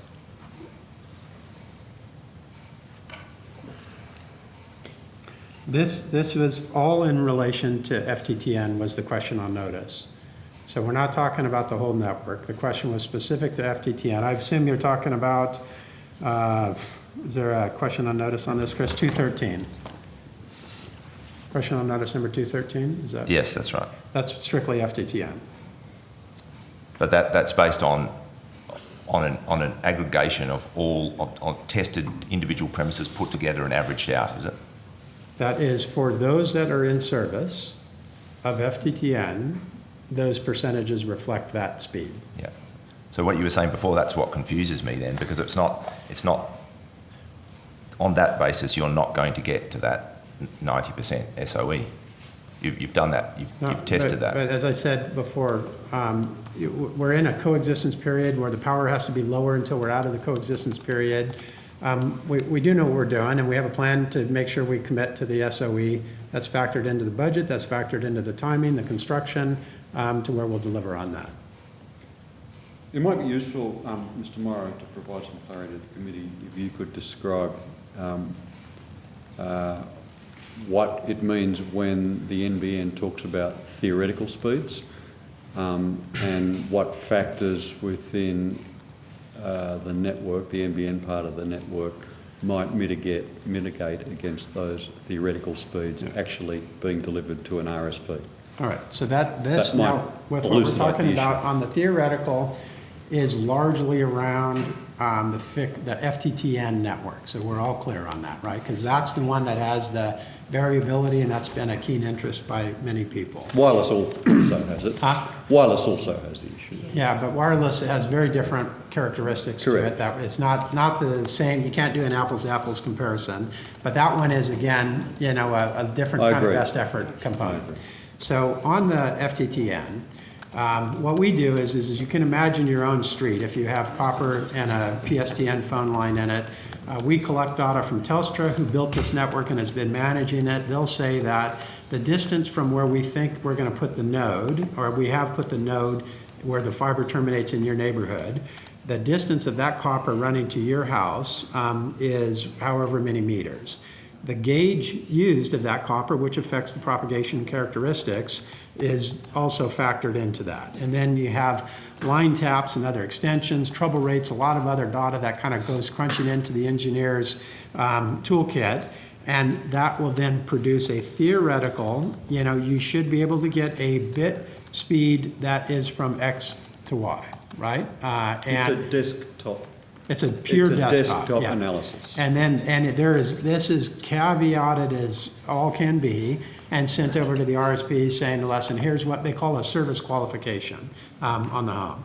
So most RSPs go in and they'll say, Mr. Jones, we're not sure the exact rate that we have. We can maybe do up to this level. What we'd do is we'd suggest, why don't we start you out on a 25? And once we get that in, if that's insufficient, we'll upgrade that to 50, assuming the line rate can occur.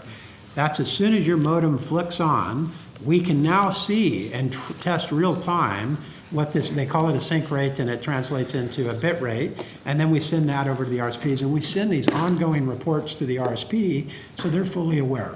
We have been very transparent just to be with clear that. for members of the committee, when the NBN talks about theoretical speeds over the network, you are talking about a desktop analysis informed by the data that you have on the physical characteristics of that part of the network.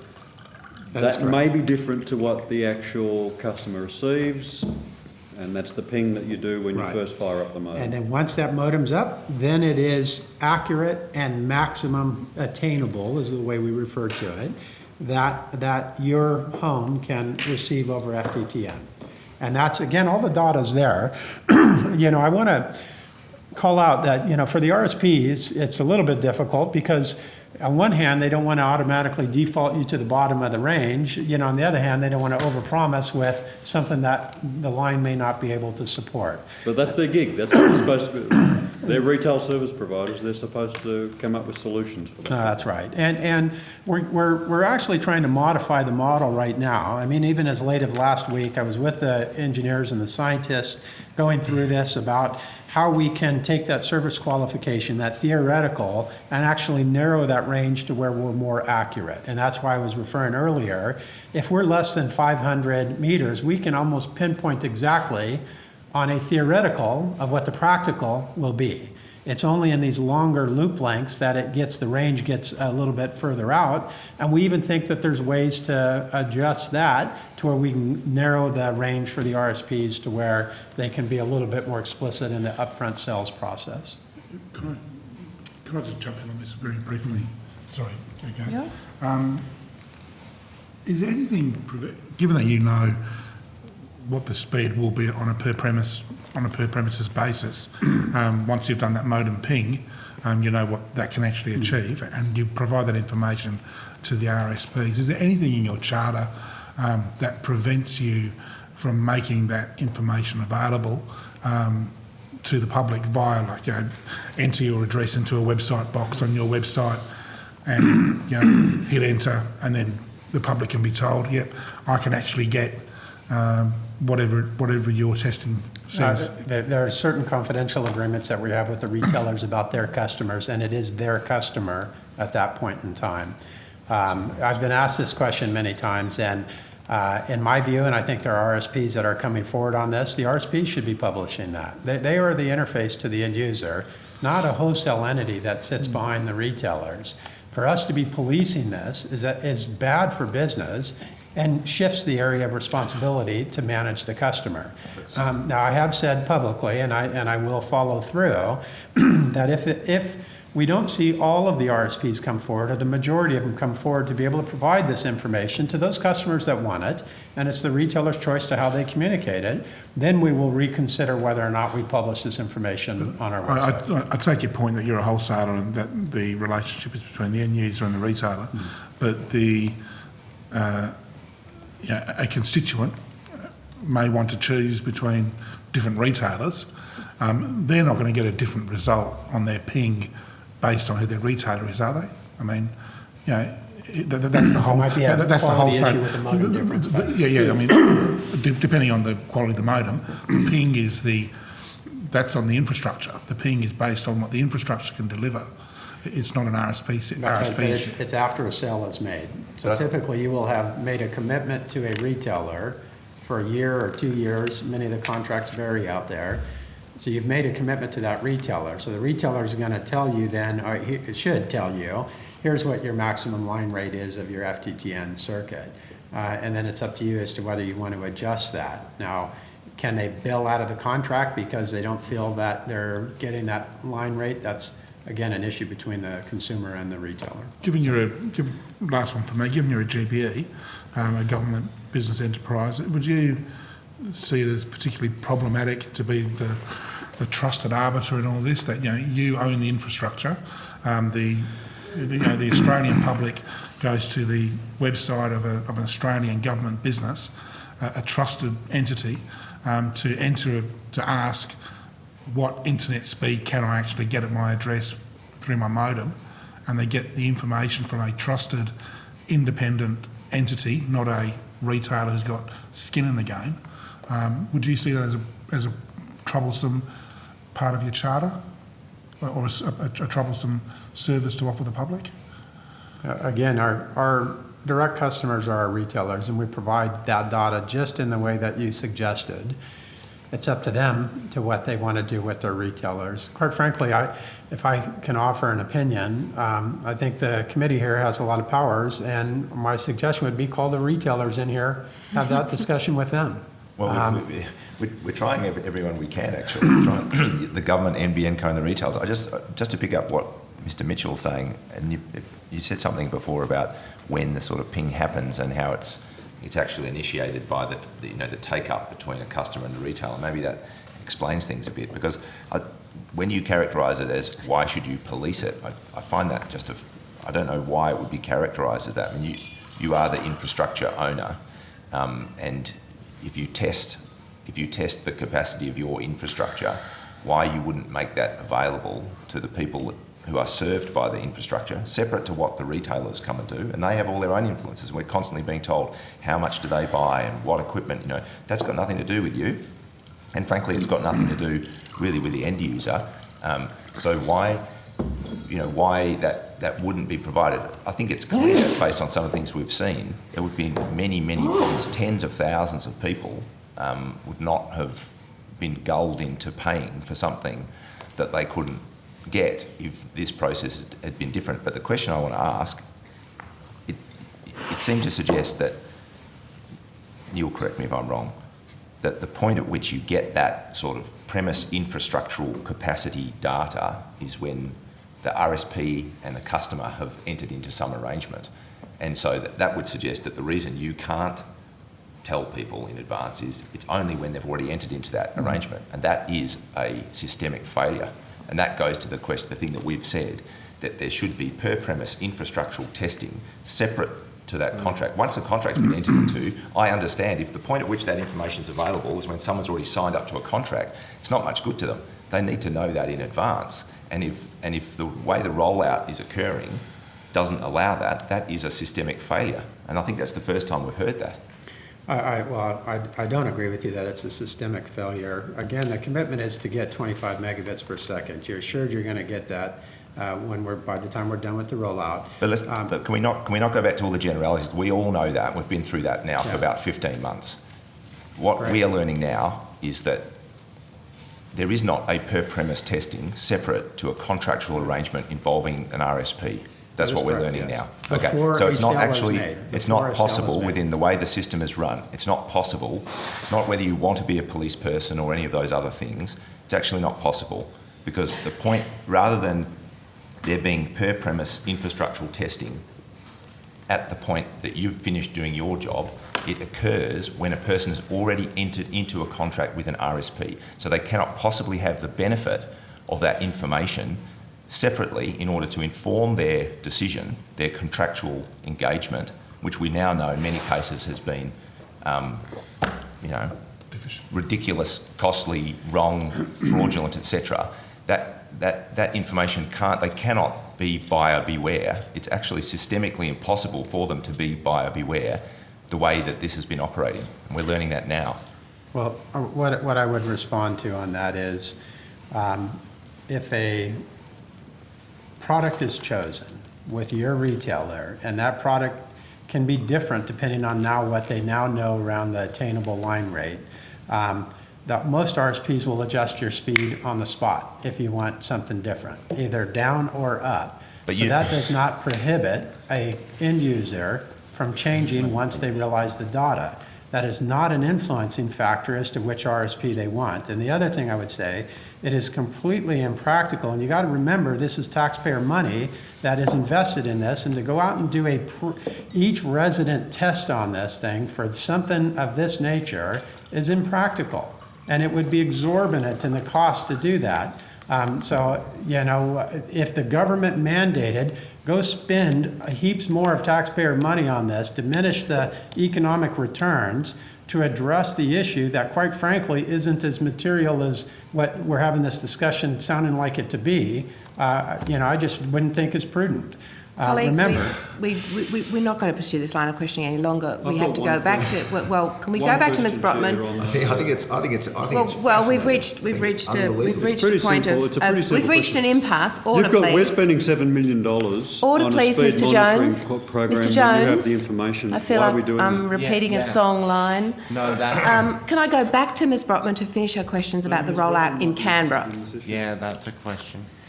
I've asked the question. If you can answer it as best you can, I acknowledge the caveats, but if you could answer it as best you can, I think it's pretty clear what I'm asking. And you're asking there's been a number of iterations. Can you restate your question one more time? Sorry. Okay, the question is, what is actually being delivered in terms of speeds on average under fibre to the node fibre to the curb, fibre to the premises, HFC, wireless and Sky Muster. And I I can understand tell- that Okay, so there's caveats there. I understand I all cannot that. answer that question. You've said the engineers will crunch the numbers No, and come no, back to I'm the sorry, committee. I cannot answer the question the way you have asked it. It is not a function of us. We're two links in a multi-link chain, and each link can impact that customer experience. I do not have visibility of a layer 3 service of what people are actually experiencing because it goes through the RSP CVC provision, and because it goes through the RSP network, because it goes through the end user equipment, and even goes to the content provider, which could be an overseas equipment that's actually slowing down the speed. So I cannot provide that information to which you're asking. Okay. Ms Brotman, did you have other questions about I did. Canberra? Yes, Canberra. Thank you. Go Thank you, ahead. Chair. In Canberra, as you're aware, the NBN rollout has been, the focus originally has been on the TPG, the existing TPG Transact network. That means, as a result of that, it's sort of you're overlaying NBN over an existing network. Correct. I've expressed many times my concerns about that and the fact that I've got parts of the electorate, particularly in the southeast area of Tuggeranong, that are getting less than 1 megabit per second, and they're really, really struggling. So why is the NBN overbuilding the TPG Transact network? Because we don't own that Transact network. And we have an obligation to reach every home, to provide retail competition with 180 plus retailers that are out there, to provide a minimum of 25 megabits per second. When we don't own the network, then we can't do anything with it. But why was that the priority rather than going out to these areas which are, in terms of the rollout, the NBN rollout? Sorry, why Why was this area, this existing footprint, why was that the priority? Why did it start? I mean, you've done Gungahlin, but in terms of the south side, in terms of my electorate, the initial work began in those areas with that TPG Transact network. We roll the network out based on a variety of factors. We need to get it done by the year 2020. We need to make sure it's done at the least possible cost. There are times when the cost is less if we do things more in a group in different areas and we deal with different areas after the fact. We do have a commitment from the government, a statement from the government that we will prioritize underserved areas first. That which we have done consistently with the rollout, where the percentage of underserved premises are higher than that of served premises with the rollout. And some people are first on the list and some people are at the end of the 2020 build, and you just can't do everybody in a single moment in time. No, I would say that the priorities have been skewed because the areas that are most underserved in my electorate are those parts of southeast Tuggeranong. And as I said, they're getting these appalling speeds. They can't conduct businesses from home. They have to hire office premises. The students can't do their homework from home. They have to go to their friends to get better speeds. It's having a significant impact on their opportunities. I understand. And I would argue that the priorities have been skewed in the fact that those areas that are underserved, that are getting these appalling speeds, have not been the focus of attention, and they should be. I'll just leave it there. Now, just finally, we've got, you recently wrote to Glen Eagles Estate in the electorate about that this is a community that's wanting to get to sort of self-fund in a way, fibre to the premises. Now, they've got parts have got fibre to the premise, build for fibre to the nodes, others are fibre to the curb. So they've found it incredibly difficult. They've had mixed messages over the last 18 months about the cost of actually doing this upgrade. The initial advice was that there'd be some preliminary costing done on it, and it came in at something that was economically viable, and so they continued to pursue it as a community. Now they've been advised that essentially, no, we can't roll it out to you as a community. Each individual has to purchase a package. Each individual has to sort of get fibre to the premises, and the cost of that is incredibly prohibitive. So they were given one advice that they could purchase it collectively. because it's a gated estate, Glen Eagles estate, and the most recent advice is no, we can't do that. You've all got to purchase it individually if you want fibre to the premises. Somebody has to pay for it, I think, is the bottom line, and we weren't seeing a commitment for somebody to say, I'll pay for every home in here to be converted over. If there's individual one-off homes, we can do that too. That, again, the cost is going to be much higher than the group of homes that are there. But that was the last update that I had. Stephen, do you have anything else on Glen Eagle? Exactly. Chris, was there anything else on? We briefed them on Monday. So we've had meetings with them as late as Monday evening about this. But we're happy if people want to pay the incremental cost to change the technology, and we really support that. We think it's great that the community is banded together, but there are limitations. Again, we cannot take the risk on behalf of the other investors if there's not a commitment to pay for the homes to be upgraded. That's all it comes down to. Well, there was a commitment by the community to do it and to pay, but the point is, first up, that it's been a very difficult process for the community, and the fact that they've got mixed messaging for the last 18 months in terms of the cost. In terms of the fact that they could do it, the impression that they got was that the fact that they could actually negotiate or do this collectively. And now they've been advised just most recently that they can't do it, that it's got collectively, they can't do it as an enclave, they've actually got to do it now as individual premises at this really exorbitant cost. What's an opinion on that? Yeah. All right, well, we'll go back and investigate to see what the process was, but the bottom line is that if people are willing to pay for it, then we would like to support them in this tech choice sort of approach and build whichever technology they prefer, as long as they're willing to pay the incremental cost. So what is the average cost per premises for the individual? So you're upgrading, say you decide you don't want fibre to the node or fibre to the curb, you want actually fibre to the premises. What's the average cost? It varies. Again, you got to be really careful with averages, because one home may be up in the tens of thousands of dollars and another one may be in the thousands of dollars. We've seen them as high, over $100,000 to be able to cable up a particular home. I think the last average we looked at was around $16,000 or $17,000 on average, but I'd be very careful using that as, that might be what we have to pay for each of these homes in this estate. Also small numbers, isn't it? They're quite small numbers, really. Yeah, there's very few that have taken it up. Yeah.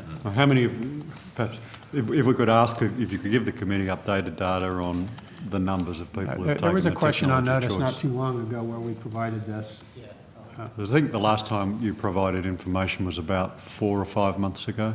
So That sounds right. Yeah.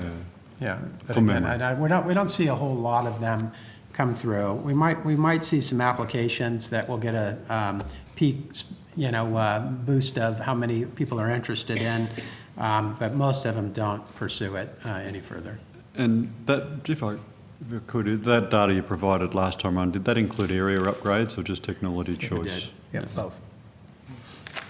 Thank you very much, Ms Brockman, and you've indicated to me you have no further questions. Colleagues, we've got about 45 minutes left, although there's always the possibility of finishing early. Are there any more substantive questions? Mr Jones has got some. Deputy Chair, you have some. Mr Steele-John, do you have further questions? Not at this time. And Mr Mitchell? Not at this time. All right, so we'll go back to you. I was going to offer Either the of you, Deputy Chair. I'm easy. I'll start. Deputy Mr. Chair. Jones might join me on this one. I just one of the things we're looking at doing as a committee is, we've done a broad look at broadband in Australia. We're going to have a closer look at some of the kind of economics of the approach that Australia is currently taking, and I'm sort of made aware that the government is talking about the shift that occurred from the model of the NBN prior to the change of government and post the change of government. And understandably, comparisons are made between the time and the cost, as well as the different kinds of technology. One of the comparisons that I've heard a lot lately in the Parliament is around the difference between the plan under the former government, which was fibre to the premise, and what has followed, the multi-technology mix plan. And the simple way that that's expressed is that persisting with the plan under the former government would have cost $30 billion more and taken 6 to 8 years longer So would have been in the order of $80 billion and would have been completed by 2026 to 2028. And the basis for that claim is some analysis that was included in the NBN corporate plan from August 2015. I just wonder that having looked at that sort of counterfactual, it's not really clear what lies beneath that. So I just wonder if you could explain the basis of that kind of assessment. You're testing my memory, but let me try and explain. We, at the time of doing the corporate plan, so this would have been analysis done probably May or June 2015. What we looked at was the run rates that could be achieved and the costs that were likely to be incurred, given the information at hand, on building out a fully fibre to the premise network in the fixed line area. So we looked at industry capacity at speed of build, speed of also activation, because obviously you're pulling fibre directly into the home, putting a box on the house and so on. And we looked at what was a range of costs, a range of time, and industry capacity. And there some of the differential relates to cost. Obviously, the difference between the cost per premise of a multi-technology rollout or a fibre to the premise rollout. And the other big important factor is the time to roll out, because that impacts upon revenue. So although there would be a capital cost increase, there's also will be a reduction in revenue or a delay in revenue streams over the period of time. The analysis was done as a desktop review from the combined strategy and finance teams, with some input obviously from business and input from experience we had at that period of time of fibre to the premise. Okay. So, I mean, but the thing I want to be clear about, because the claim that the government makes pretty consistently is that if the NBN code had gone on as it was set up to do under the previous government, that would have cost $30 billion more, and it would have taken 6 to 8 years longer. But my understanding is that the sort of the analysis NBN code produced to get to that, which the government requested it do, wasn't based on continuing as NBN co had been going. It was based on, when that question was asked, circa 2015, if you'd sort of turned around yet again and then tried to get back onto an all fibre. I mean, Mr. Morrow, you made comments at a Senate committee not long after that corporate plan was released that seemed to concede that those numbers, 6 to 8 years longer and $30 billion more, and I'd like a response from Mr. Morrow on this because it's his statement, that's not based on a continuation of the plan under the former government. It was based on some analysis of switching again in the middle of 2015 back towards a full fibre network. That is correct. Okay. So when the government says that the plan of the former government, that proceeding with that would have cost $30 billion and taken 6 to 8 years longer, that's not a true representation of what you said or what your analysis showed. Yeah, but I will. No, I mean, just want to be clear about that. That's why I want to make sure that I am clear on it. At the point that analysis was done was not far into the current MTM structure. So even if we were asked to have done an assessment of, had we picked up in early 2014 from where the previous plan was, what would be the comparable economics and time frame? It wouldn't be that far off from the $30 billion in 6 to 8 years. It would be better, but not that far off from it. Because remember, the company, at the time of the election, within 6 months before the election, it was lost. It could not achieve any objective that it set out. So it was not delivering on anything. So there was a massive slowdown during that period. And even if the current regime would have come in and said, all right, let's pick it up, continue down the fiber to the prem program, the estimate that was done at that time would not be materially different than the 6 to 8 year, $30 billion difference. I accept that that's what you're saying. Yeah. Without anyone being able to see the analysis, it's hard to have confidence in that. I mean, what you're saying, two years on, government changed in September 2013. 2 years on, when this further sort of assessment was done, which was presumed, and as you've said, was based on making a further shift. I mean, two years had elapsed. I understand that 2 years is not the longest time in the world, but in the context of this project, it's a pretty considerable period of time. Did your analysis actually go to those two different scenarios, or was the analysis really based on changing track again in 2016? That's when we did the analysis. Yeah, right. So it was a little more than a year on into the current program when we conducted this analysis.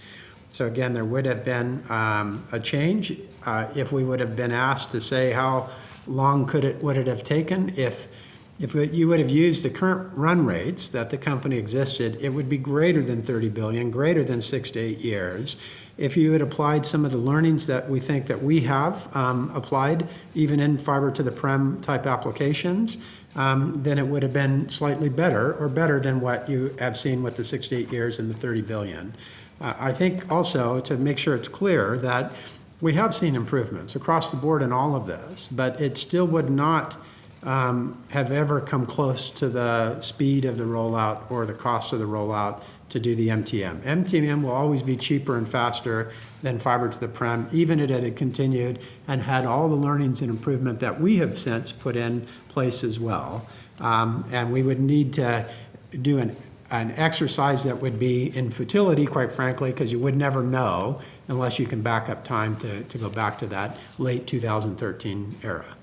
How would you describe the rigour of the analysis that got to those numbers? Is there any reason why, like it's obviously a very big and important public policy and community issue. Is there any reason why that can't be provided? Well, in terms of the rigour of the analysis, when I said it was desktop, we didn't get our network planning teams to like we do in the long range plans to go area by area. How long would it take? What will be the rollout order, for example? We didn't do that exercise. We didn't recreate what is a lengthy period of time plan to do. But what we took was the learnings that we had from the then operating plan that we'd done in 2015, our knowledge, which was, I just looked back, in fact, we hadn't built any fibre we hadn't completed any fibre to the node even at that stage. So we were rolling out primarily fibre to the premise at the time. So we used the information on the speed of rollout, the cost of rollout, and our knowledge of industry capacity to be able to project what will be an alternate, if you will, plan. So it didn't have the rigour of the full operating plan that we put together for what we were actually ended up executing on. But it certainly wasn't a 2-minute exercise to do it. Can it be provided to the committee? Let us take that on notice. And it wouldn't have, I mean, one of the things that we've learned through this process is that certainly based on international comparisons, and I think based on your experience across different technologies, that, as you go, you encounter new obstacles to some degree, but you also discover efficiencies, and so the cost by technologies come down. I mean, even one of the big imponderables is that because fibre to the premise was sort of killed off in its infancy, we've presumably all the estimates around going back in late 2015, early 2016 to try to run out the rest of the network in fibre to the Prem, having shifted away from it, wouldn't have accounted for the kinds of improvements we've seen in the cost of delivery. Yeah, that's a fair question. We actually did factor in efficiencies into the analysis. We factored in reductions in costs. And so what would they have shown? That's just interesting because your corporate plans for some period of time just continue to carry the $4,400 FTTP. So you're saying that analysis that you did showed that FTTP was coming down? No. What we did was we factored in an assumption of a build that was going to take another 10 years. We naturally factored in efficiencies and cost reductions over a 10-year period. With fibre to the premises coming down steadily? Into that plan. So you did that analysis, but you keep holding... Because the costs that you see in fibre to the premise is what we've actually incurred. I know that, but we haven't continued to build out fibre to the premise, and therefore the costs are the costs of what we've incurred. And had we, just to make sure again, we're real clear on this thing, I understand where your questioning is coming from. It would be cheaper than $4,400, but it would not be. It's already at $3,900. That's right. You got to be. It is about that if we were continuing to do it, but it would not be anywhere near as cheap as the MTM. Now, I can just, we are continuing to roll out fiber. We're doing fiber to the curb. We already have 1 million in our plan of fiber to the curb. We continue to fiber to the prem within the new development areas. We understand the cost and the time it takes to roll out fiber to the prem. We also understand the cost and time that it takes to roll out the existing infrastructure or the MTM technologies. And I can say without a doubt, with fact, with experience, with data that's available that we have today, that it would still be tens of billions of dollars more to this company to have done 92% of the country with fiber to the prem, and it would have taken years longer. Now, how many? We don't know. You'd have to do the analysis, but it is still that kind of magnitude. That what we're talking about. You can't deny it. Nowhere around the world are people doing this. We've had Germany come in, the UK come in. We've seen people from the US come in and say they've all done exactly what we're doing because the economics of a full fiber rollout do not stack up. Now, if you want to give the money away, that's a different story, and that is a policy-related issue that hasn't anything to do with us. But it is, from a business point of view, facts are it's still tens of billions of dollars more years out from what we would do if we didn't have MTM. Sure, and I mean, I wouldn't characterise it as giving it away. I mean, the bottom line with these things is, is building up to a standard, not down to a cost. And the thing we don't know yet, and that you are discovering in relation to parts of your technology, is, and still I think an open question, is whether the path that you've gone down, we're all going to discover this, whether the path that you've gone down, cheaper and faster to some degree, not I think to the degree that's been claimed, certainly by the government, actually delivers the standard. I mean, at the moment, and I had some sort of updated figures actually, because the numbers I went on FTTN speeds were from the previous plan. It looks like at the moment, and I hear what you're saying about contention and all those kinds of things, but it sounds like it's not 10%, it's more, or it's not 15%, as I was saying, it's close to 18% currently that's not going to be getting 50 megabits per second or more. But I'll leave that. There's just one last thing I just want to, in relation to, isn't the takeout on this that you've got to be incredibly cautious in accepting the validity of a bunch of these counterfactuals? You made some fairly critical comments about your predecessors just now, but I mean, the fact is they had their asbestos, which delayed the rollout. You had your HFC issues. If we measured the NBN management now on the delays caused by the HFC, we'd be very critical of you. If we measured the success of the previous management on the delays caused by the asbestos they had to deal with, we would rightly be very critical with them. Both of them presumably could have been preempted. And any fair analysis would have to say we've got to be a little bit cautious about accepting the validity of these broad counterfactual statements. 14 quarters in a row, we've hit our targets. Never once I'm did not the arguing previous with you on regime that, hit Mr. them. Morrow. No, that's a ridiculous comparison, and I need to correct the record on it.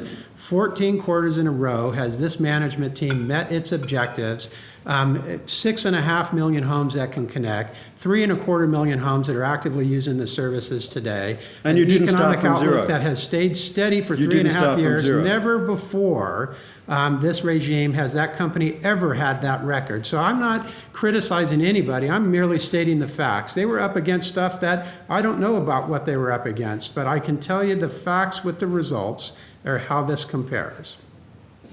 And so, you know, I think on the idea of going forward on this, with the idea of fiber to the prem versus multi-technology mix, I would also ask the committee to keep and bear in mind that this is a user pays model that was set up in 2009 before this regime came in, and it is designed to be able to pay for that cost, the economic loss of the 2 million homes that didn't have broadband before, have a network that's better than the ADSL capability that was limited before, and to ask to spend more money on something to where already people are saying they feel the prices are too high.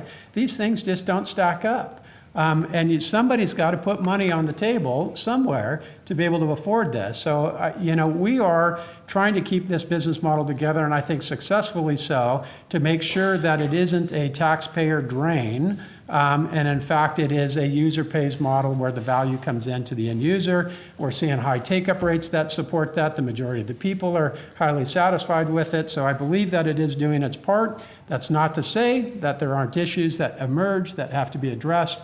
And I think, again, you can see the proven record over the last 3.5 years of when those issues do emerge, that they get addressed fairly quickly. And I think you'll see that again with the HFC issue. Right, Thank you, sorry, colleagues. Can we have questions that are not speculation or conjecture, please? Yes, no, fair enough, Chair. This is just my last question because it goes back to an issue we picked up earlier. Can we get an unblended cost for FTTN and FTTB separately? It was suggested, I think, by Mr. Rue, that FTTB is just a sort of small portion of it. That my understanding is that FTTB is about 1.1 million premises. It's a sort of significant proportion of FTTN and FTTB together. I just don't. It would be really helpful, I think, for the committee to be able to understand what the actual FTTN per premise cost is without the FTTB having been blended into that. And I don't understand why we can't get that. It would seem to be very germane to our consideration of the different technologies and the different costs. I don't think the numbers are as high as that, but let me take that away, certainly. Is it? But can you? I mean, I presume you'll take it away. The reason I'm asking again is I'm learning as I go in this process that sometimes what we get back, and this is not a criticism of the NBN Co by any stretch, but it's very different when we have people in the room to when we get back a document later with the number of the question on it, and often the text is, we've looked at this and we can't find it, or it's not this, or the government's told us it's, you know, is there any, can you tell me now, is there any reason why we can't have those numbers? No, I just said I'll go and get them for you. I just don't have them here. Okay. Thank you. Now, Ms. Brotman's indicated she's got one more question, but Mr. Jones, did you want to? I've got a series of questions. Okay. And bearing in mind the time available to us, and I'm going to be really efficient, when we produce these reports, I think it's a good idea that we just don't publish them and move on. So I'd like to go back to the recommendations of the report, particularly those that go to NBN and seek a response on them. Some you may wish to take on notice, but some you may wish to be able to give us a disposition on now. So I'll go to recommendation 1, which deals with the remainder of the rollout in the fixed line network, calling on... Have you got a copy? Sorry, I can... Just got it. You've got one? And I'll paraphrase so that I'm not rereading, but it's calling on the remainder of the fixed line rollout being done via fibre to the curb. Can you provide us with information on rollout maps, etc., on the remainder of the rollout and the premises and costings that would be involved in doing the rest of the network in FTTC? What I can say, Mr. Jones, on all of the recommendations, just for the sake of time, we're going to work first with the government before we respond to any of them, and then we'll have a NBN position. Until then, we won't take a position on the recommendations.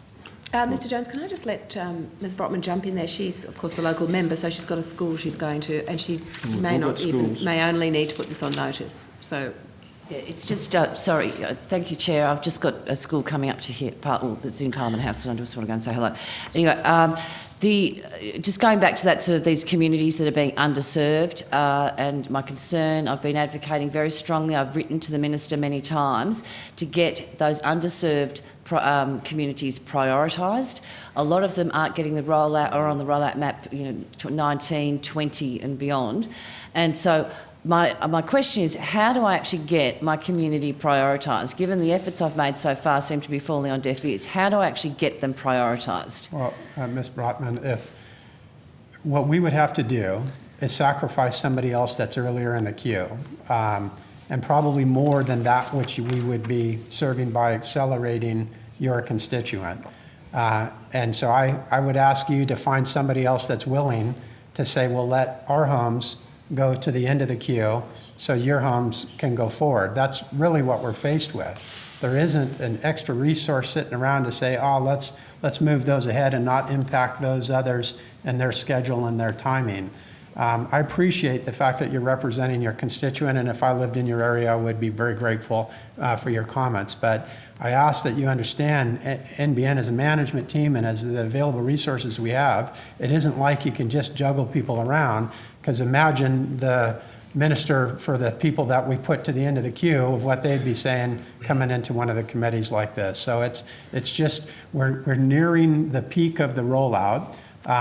We almost have every single home in design now, and so somebody has to be sacrificed to be able to move a different group forward, and that's why you would have to get the current government to say, I want you to regroup NBN and put somebody out and put somebody else forward, because I certainly wouldn't do it. Thank you, Chair, and thank you, Mr Jones. thank you. Back to you, Mr Jones. Thanks. Just to follow up on that comment you've just made, can you give the committee a breakdown, if we've got all of the, just about every premises in design, a breakdown of what technologies are going to be used for the remainder of those premises? The remainder of which premises? The ones that are now in design. So in terms of what technology we're deploying in the other areas, yeah, that's available. Yes, exactly. Yeah. Thank you. That's on the website, available today. Yes, but it's not on a very user-friendly form if you're taking a national perspective as opposed to a suburb-by-suburb perspective. It's available. But for the committee's benefit, are you able to provide a breakdown on? We'll look at it. If it's not too much trouble, we'll do it. If it's a lot of work on it, it's already publicly available, and we'll ask you to have your staff do it rather than... Well, I don't think it's an unreasonable request, Mr Morrow, if you've got available too. Surely at the global level, if you're doing costings around this, you've got that data. Again, if it's easily available, I'm happy to do that. If it's going to be a lot of work and cost a lot of extra money, then I wouldn't think it appropriate to use the taxpayer monies for that. Sure. Thank you. Mr Morrow, recommendation 4 deals with issues about speeds and availability and the publication of speeds. In an earlier series of questions, you made the observation that for the NBN to publish that information, it would be bad for business. Can you explain what you meant by that? So again, I would state that on the recommendations, the current government will respond to all of those, not NBN. I'm talking... I know, I'm just clarifying this. I'll answer your question. But I just want to be clear that it isn't up to NBN management to respond to the report that the committee put out. It is up to the government. We'll assist them in whatever their response may be. My statement that I made, to answer your question, my statement that I made before about not policing the RSPs has to do with data that we give them that is about their customers. Remember, they've now signed up and they have a contract with their customers. It's not up to us to tell them what their customers are capable of or how they're giving them a bad service. That should be an issue by the retailer, and if they're doing bad things, and I don't believe the majority are, but if they are doing bad things, that's an issue for the regulator, not for a wholesale provider to those retailers. So when you said it was bad for business, did you mean it was bad for your business or bad for the retail service provider's business? It's bad for our business. These are our customers. There's a confidentiality agreement that's in place. They have told us they don't really want us talking to their customers, their end users. So for me to go around that and say, well, we don't care what you think, I've decided I'm above the relationship that we have. That's just not good business. Yeah, but we, as the government has made a decision in the last 6 months that it is in the public interest that there is greater transparency on these issues. Indeed, they've put $7 million worth of taxpayers' money into measuring and providing a public report on information that you already have. So that's in the hands of the government, not in the hands of NBN management. Did the government ask the NBN whether it would be willing to publish this data? The government, I know, is considering a lot of different issues to make sure that the industry is responding better than it has in the past. But did the government ask the NBN whether you would be willing to publish this data? No, they have not. They may have asked the RSPs that. You have to ask the government who they've spoken to about it. In my opinion, as I've said many times, if somebody should be doing it, it should be the service provider of that customer communicating to them as to what the maximum product that they can offer. Mr. Jones, I think that the thing that has emerged today, it's not, you don't actually have that until the RSP has signed the person on and does a bit of what they're doing. You couldn't give it to, if you couldn't give it to someone separately. You Other are than a dependent. theoretical range. Yeah, so you don't have Before it the fact, but after the fact you do. Yeah, I do, but there's a only through the contract then RSP. that's in place between the RSP and the end user, and between the RSP and NBN. So again, they want to keep their customer information confidential. It's not up to us to suddenly say, hey, Mr. Wilson's usage rate has doubled. It's gone from 150 to 300 gigabytes. Why would I publish information about Mr. Wilson's retailer's customer? This is, again, why this actually gets to the point of the industry is confused on who does what, and part of this is because NBN's pulled into the limelight quite a bit, and for good reasons about the investment side of it, of using taxpayer monies, and I fully support and stand here willing to answer whatever questions you may have, but the more NBN pushes itself, or is forced to be pushed into the front and center, the more confused people are. And again, I just remind the committee that we did a study recently, and a large percentage of people said when you asked, well, who do you call if you have a problem with your broadband service? They say NBN. If I could jump Before I do, I just want to go back on the line of questioning. The issue, you're actually sending mixed messages over the last month. You're sending mixed messages on this issue because you have said publicly that if the retailers don't publish the information, you'll consider whether you can do it. So you've obviously considered, or the board has discussed, or management has discussed the importance of releasing this data. Are you able to release it or not? Again, it's what I said publicly, and I remain the case today. It is not something that NBN as a wholesaler should be doing for an end user. There are confidentiality agreements that may prevent us from doing it even if we wanted. Are you but if there are no counterparty to restrictions behind it, and if it's not done in a way, then I am willing to put that information onto the website. Are you a counterparty to those agreements? Between the RSP and NBN, absolutely. So presumably it's within the control of the NBN to ensure that those contracts don't have a provision within them which would prevent you from making such a These are disclosure. existing agreements. You just don't go back and change existing agreements. And I can pretty much assure you that the RSPs are not interested in saying you can do whatever you want to NBN and release information that's confidential. That's not a business for them. It's good business for them, that's for sure. It's really not a. If I can make this observation, I mean, take one of the issues that came through the entire inquiry process, and I'm sure a lot of my colleagues, the complaints that we get from constituents is the runaround between between the RSPs and NBN, and you're saying that you're hamstrung because the RSPs don't want you to give the information, but they're putting you in the frame because when our constituents ring their RSP to sort an issue out, that's NBN's fault, and they know NBN's not going to go and talk to the customer because you've got an agreement not to do so. So if NBN had a better interface, you could say, look, it's actually not us, it's not an infrastructure issue, it is a service issue, which is where we seem to have come to. But you seem to be saying, well, look, it's not our job to talk to customers. We want to keep, we've got to respect the privacy of the relationship between the RSP and the customer, and that that accentuates the problems that we've been having, a large number of the problems that this committee's faced. I think you highlight a very important point, Mr. Mitchell, and it's true.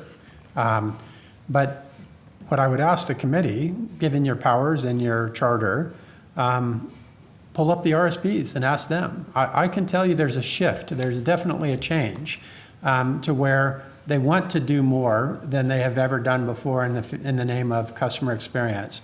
I see dedication of them joining forces with us to be able to provide a better experience. Now, it'll take a while to shift that. But the idea of just because NBN is a government-owned entity, to swing it around and say you're the only one we can control, so you got to solve for all of an industry-wide problem, I think is going to create more problems than it's going to solve. But if we all front up to the industry, and again, I commend the ACCC, I commend what Senator Fifield is doing right now, and even what the ACMA is now kind of embarking on, that, we're aware of some ideas that they have. I think it's going to make a great difference to all of this. And it'll put accountable parties responsible for the areas to which they should be responsible for. You see, for example, Aussie Broadband has announced today that they're going to start making their CVC allocation public. This is wonderful. This is just a start when you have a competitive environment. As soon as you see one service level of choice provider saying they're going to be more transparent with all this, now I'm going to direct my interest over to them. That's going to get the attention of every other RSP. When they start to lose market share and get hit in the pocketbook with this, that's what starts to change. But I guess, and just to make a broad observation is, we all expect RSPs to act in their own self-interest. That's the nature of business. They act in their own self-interest. Call me old-fashioned, but I expect government instrumentalities, whether business enterprises or public service bodies, to act in the community interest. And I think that's where NBN Co isn't just a business, it's a government business, and I think needs to be regarded by everybody as an honest broker in the whole system. We don't necessarily expect that of the RSPs. They're acting in their own corporate interest, and competitive pressures notwithstanding, that's what they'll do. They want to protect their market share and their profit. So we expect that of them. Good on them. Good luck to them. We expect a higher standard from the NBN in looking after the public interest. So I understand what you're saying, that you want to protect your relationship with the RSPs, but I think there's a higher duty there. Well, and fair enough. I mean, I think that's a good question, for everybody to ask. I will reassure the committee that this hasn't changed since 2009. This, in fact, if anything, since 2009, it has been more leaning into the industry responsible sort of way of directing RSPs more than staying behind the curtain and just providing them with the service that we do. And there's a learning as we go. There's no other country that has taken on what we have taken on in the way in which we're taking it. And so it is adjust as you go, as we are with the network rollout, as we are with service level qualities. Maybe there's an interface issue between the RSPs and NBN that we should consider. We're clearly doing with what we can control as a GBE to work with those RSPs, but there's still some wrinkles that need to be ironed out before we wrap this thing up and get it into a steady state. Thanks, Chair. Thank you. Mr Jones, do you have any final questions? Colleagues, any further questions? Thank you very much, Mr Morrow. Thank you, Mr Rue. And that concludes this public hearing of the National Broadband Network Committee. Thank you very much. Thanks, gents. Enjoy your Christmas.